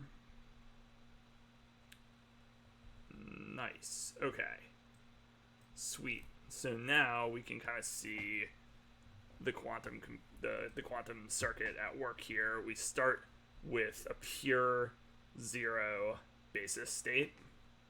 So it's got a complete square, and hopefully this is showing up. Yes. Whoops. And then I hit escape and it stopped showing up. So we have a complete square, and it's red. Red is going to mean that it points in the real direction. And then we have no weight at all on any of the other basis vectors. We apply a Hadamard gate, and now it's still pointed in the real direction, but half of its weight is on each of 0 and 1, because we applied a Hadamard gate to the 0th qubit, which is the farthest right qubit. It's the 2 to the 0 term. Still nothing on 3 and 4. and then we Hadamard that into, we apply a Hadamard gate to the other qubit, the 2 to the 1 qubit, and that spreads all of the probability over all 4 qubits. And then we apply C0 gate, which essentially just rearranges the qubits, so it doesn't seem to do anything here.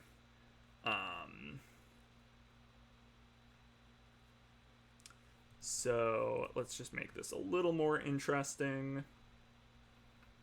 And maybe apply a rotation.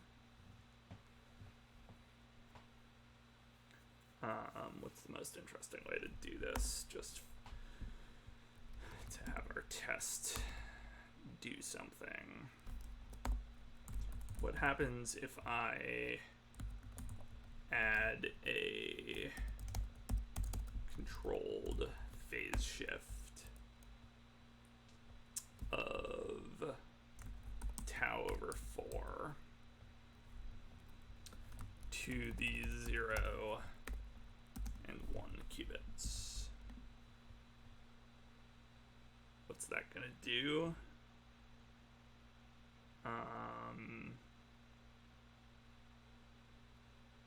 It's not going to do anything because the first qubit is 0. What if I apply it to the 1 and the 0 qubit? That ought to do something. Not entirely clear on what it's going to do, but it ought to do something. Not so much.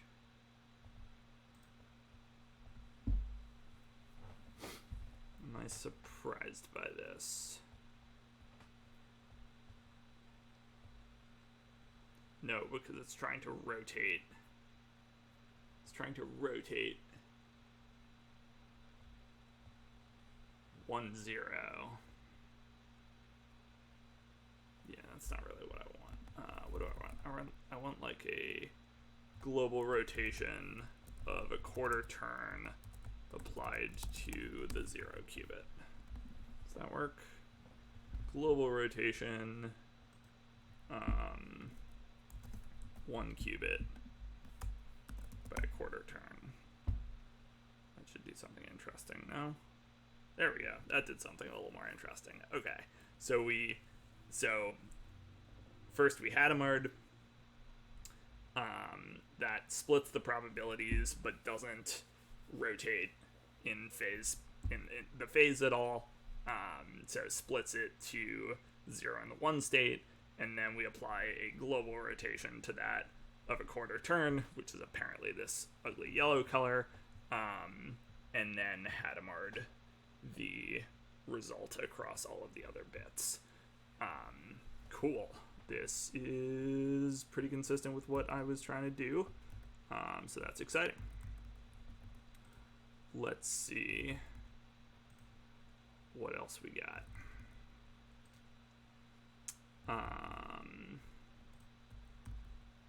Sorry, I've lost myself in my windows here.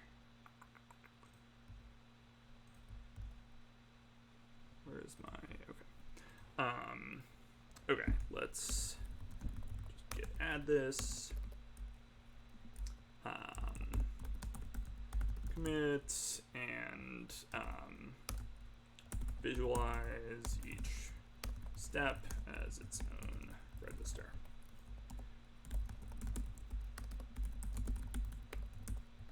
Okay. Cool. All right, so now we have to work out how we want to actually visualize the gates. And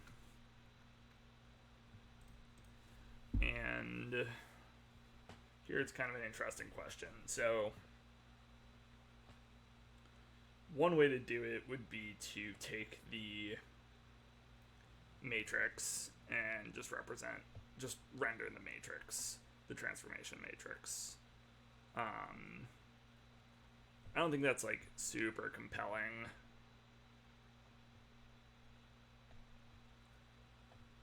From a visualization point of view, like you look at a matrix and it's like kind of hard to see how it transforms things. we could put the kind of colored blocks into each coordinate of the matrix to give it a little bit of flavor. But again, I'm not sure how relevant that is. I think the more interesting way to do it would be to render the, like, actually work out from the gate what it corresponds to. So, like, we should be able to look at the matrix for a gate and say, oh, this was a Hadamard gate, this was a rotation gate, and so on, and then render that. Which involves a little bit of, like, reverse engineering. So I think to start with, we're gonna need a default anyway, like a fallback, and that can be the matrix. So to start with, let's just render the matrix for the gate. So draw gate. Draw gate takes a draw. It takes, it takes a gate, and it takes a position.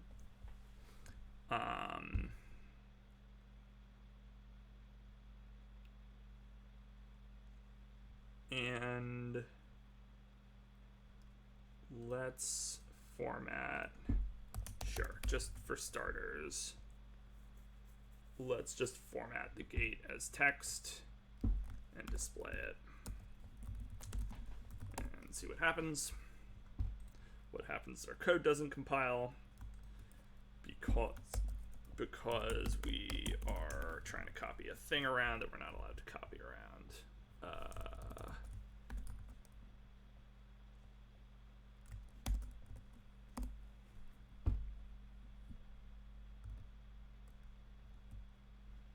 Whoops. Oops. Cargo test, not cargo run. That was cargo run, not cargo run. That was cargo run. Oh, and I need to start wrapping up here because it's almost 3. All right, that is ugly. That is super, super ugly. Because the font size is completely screwed up. It's okay though. So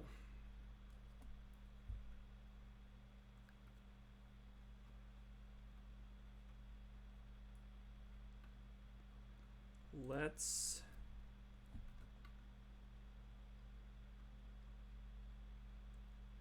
draw gate. Let's some XY, which we provide.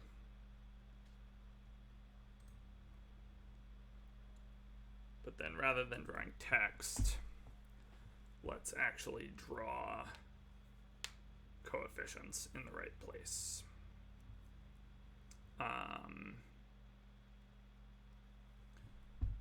So let's say for ij in gate dot, let's see here, I is such a bad, what do we want to do? For row in gate dot and rows and qubits is fine.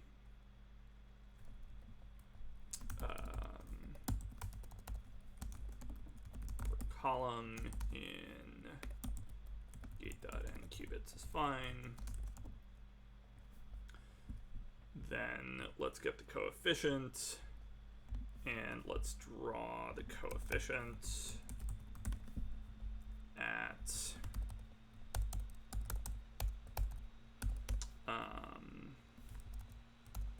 somewhere.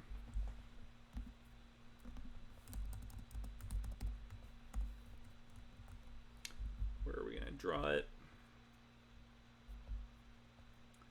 Draw the coefficient at x dot x plus row.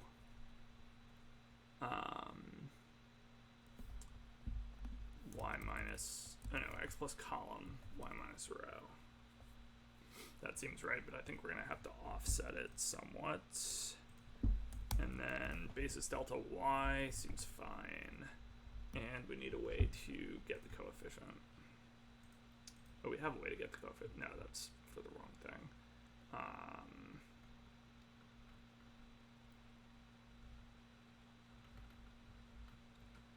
So somewhere in here,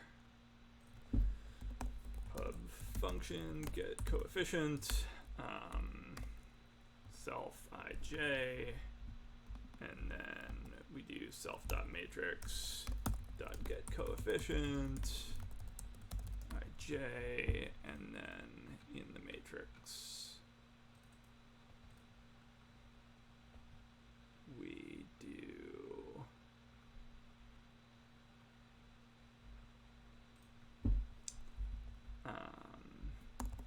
pub function get coefficient self ij, and we index into the matrix. Cool. Okay, gate text doesn't matter anymore. And now this is still going to look horrible, but hopefully it looks somewhat less horrible. That is somewhat less horrible. Wow, that's actually already really good. That's already really good. Okay, let's space these out a little more. Make these 100. And I want to put a big rectangle around the matrix.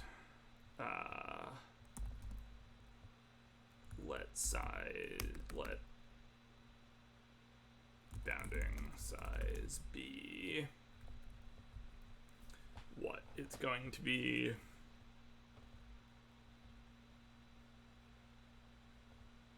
essentially basis delta y times the size. So basis delta y times n qubits, and then we give it the bounding rect. Let's just say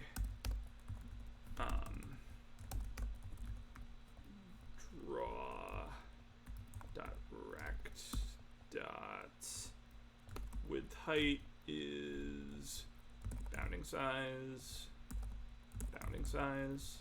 and xy is xy, and color is, let's just make this white for now.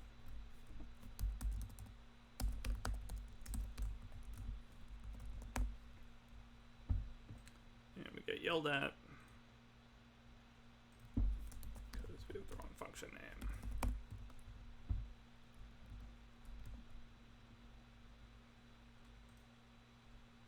Okay, and our thing is a little bit off. Why is it off?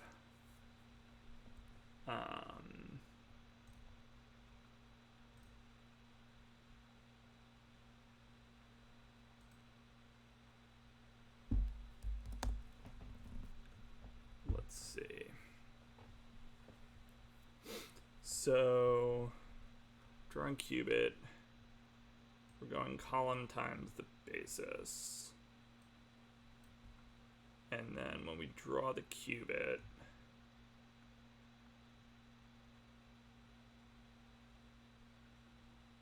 we just do xy, so that should be fine. But our box wasn't big enough, right? Does it need to be twice as big?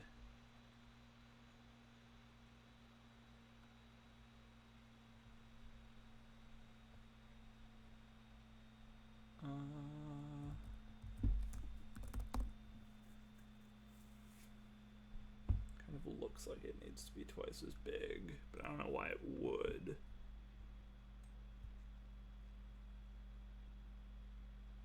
Certainly it needs to be offset, so let bounding size offset be, or let's just say let bounding xy be xy plus vec2 bounding size over 2 bounding size. And I think it needs to be positive and negative.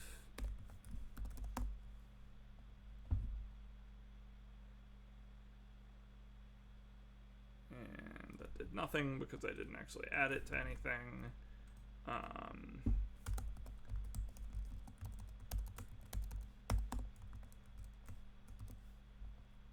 Bounding xy. Oh, dot x. Wait, can I just make this xy with no underscore? I sure can.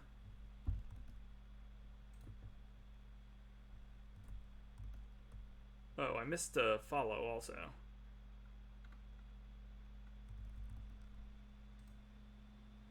Sorry guys, I didn't see who that was. But thanks for the follow. Oh. Michele. Thanks for the follow, Michele. Sorry for missing that.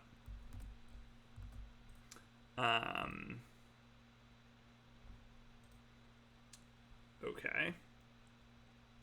So that looks like it's centered more or less correctly, or at least it will be when the bounding size is correct. Why is this not the right bounding size?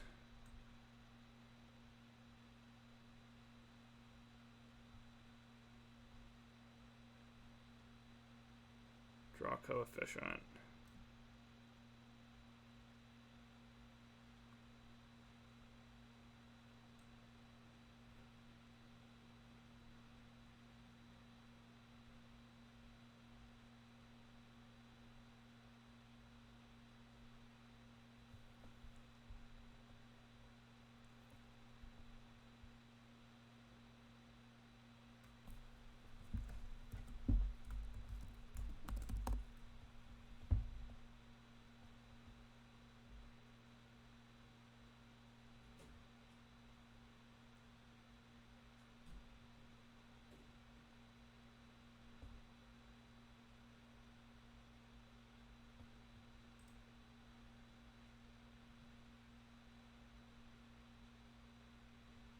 Basis delta y.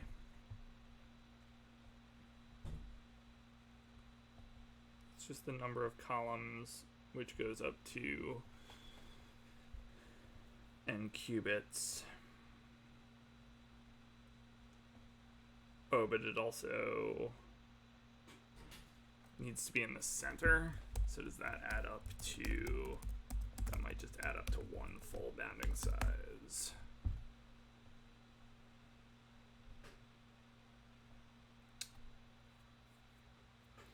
Nope, that still looks very wrong. Oh, because I need to multiply by 2 here.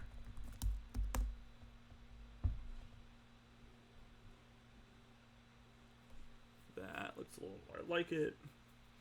And then let's pad this.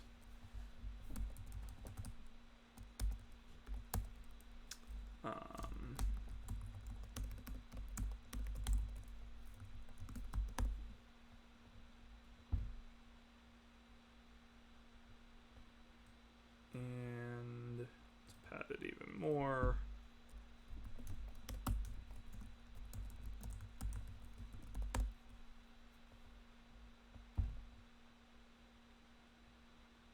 Oh, wow, that's way too big.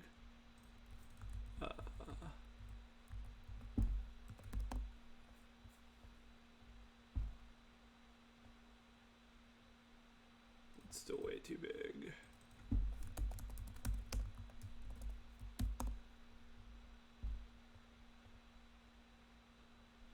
Okay, that's good. But then we add the padding to the, so plus padding.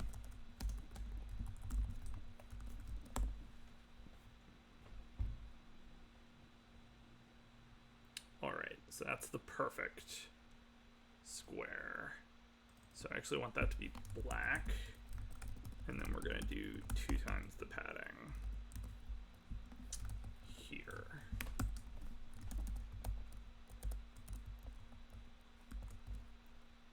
And make this white. And the effect effect should be that we get a border. It's not. That's not the effect.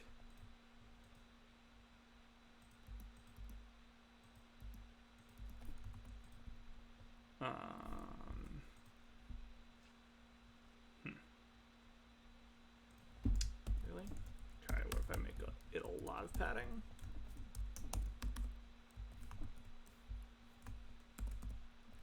Also, we don't want black, we want color, RGB background color.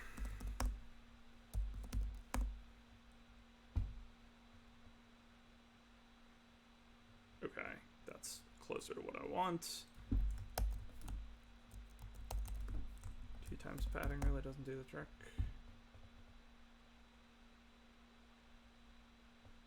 All right, looks kind of bad, but it is the intention.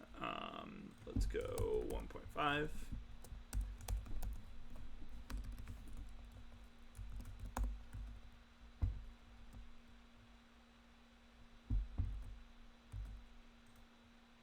And let's give it a color.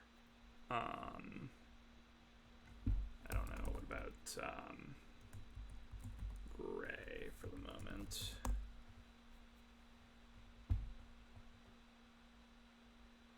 Nice. Nice, nice, nice. Okay, so this is a Hadamard gate.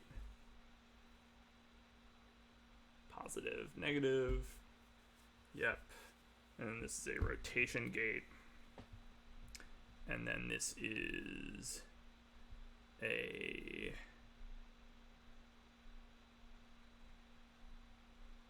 What kind of gate is this one? So I forget what kind of gate this is. It's another Hadamard gate, right? It should have other coordinates. Might need to look at that. These shouldn't be 2x2 matrices. They should be 4x. Oh. Right.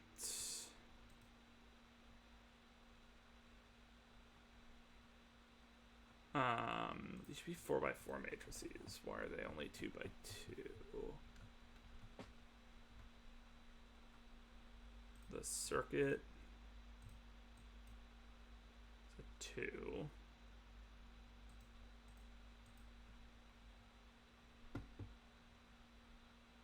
I get my gates.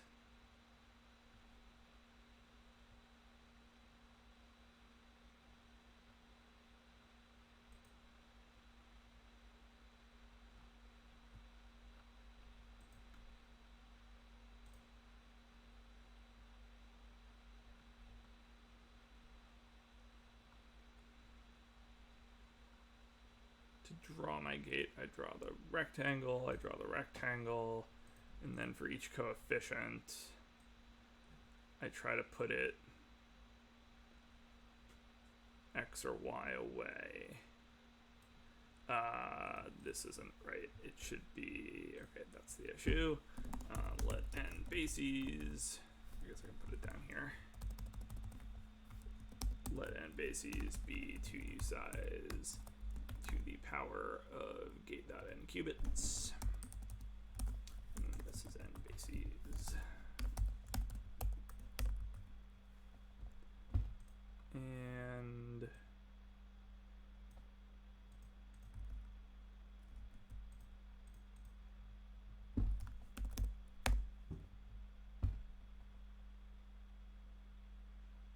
there we go. Better, but still not necessarily correct. Yeah, this still doesn't look correct.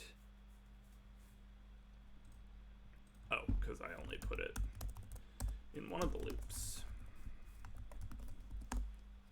And what's the problem here? Oh, no params.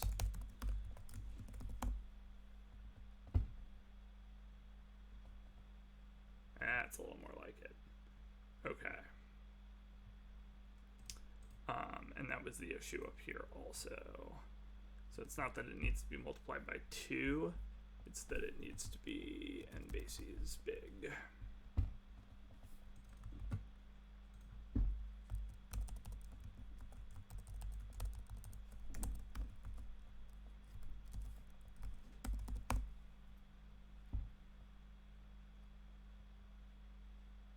And that's pretty close. And now the only question is, why is it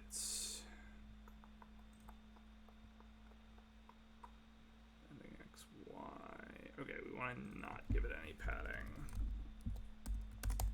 And we want to give it 0.5 here. 0.5.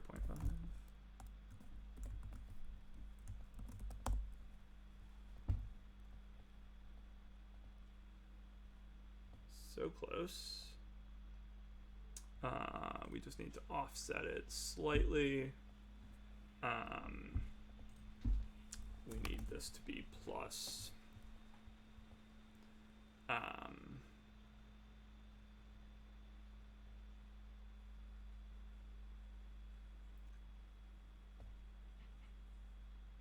Half of the, let's see, bounding xy should be bounding size over 2 plus I need it to be 1 square, which is the coefficient, the rectangle height, complex rect height over 2, and same thing here, but minus.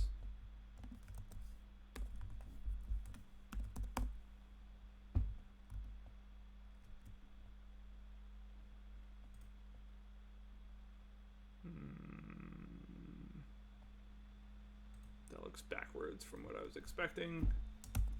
Needs to be minus here, needs to be plus here.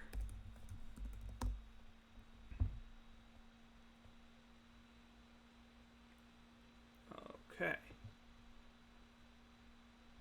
It still looks like we're off a little bit.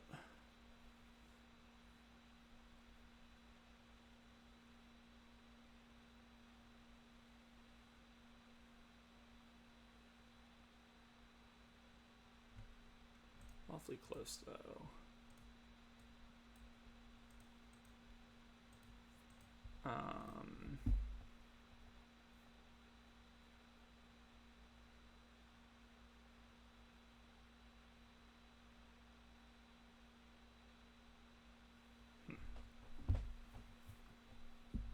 All right, well, I think I'll probably have to fidget with the visuals next time. But for now, pretty happy about how this looks. Obviously, we're going to have to do a bunch of stuff to make it flexible for different numbers of qubits and different numbers of gates and maybe scrolling and lots of fun stuff like that that we'll have to think through. But I think this is pretty cool. You can see the starting vector represented as colors and rectangle sizes. So all the probability is on 0. We then apply this matrix, which we know is a Hadamard gate applied to the 0th basis vector. We get back a 50-50 mix. We then apply a global rotation by, this is a quarter. And so we get our 50-50 mix rotated by a quarter. And then a Hadamard applied to the other basis vector splits everything, or the other qubit rather, splits everything across all 4 qubits. And then this, gate isn't actually doing anything. I mean, it is. It's permuting these two, but it's not. You can't see the effect. But this is still already, I think, useful in being able to visualize what's going on. So we'll carry on with this next time, which might be tomorrow, might be Thursday, depending on what I get up to tomorrow. Anyway, hope this was interesting, and I will catch you guys next time. Have a good one.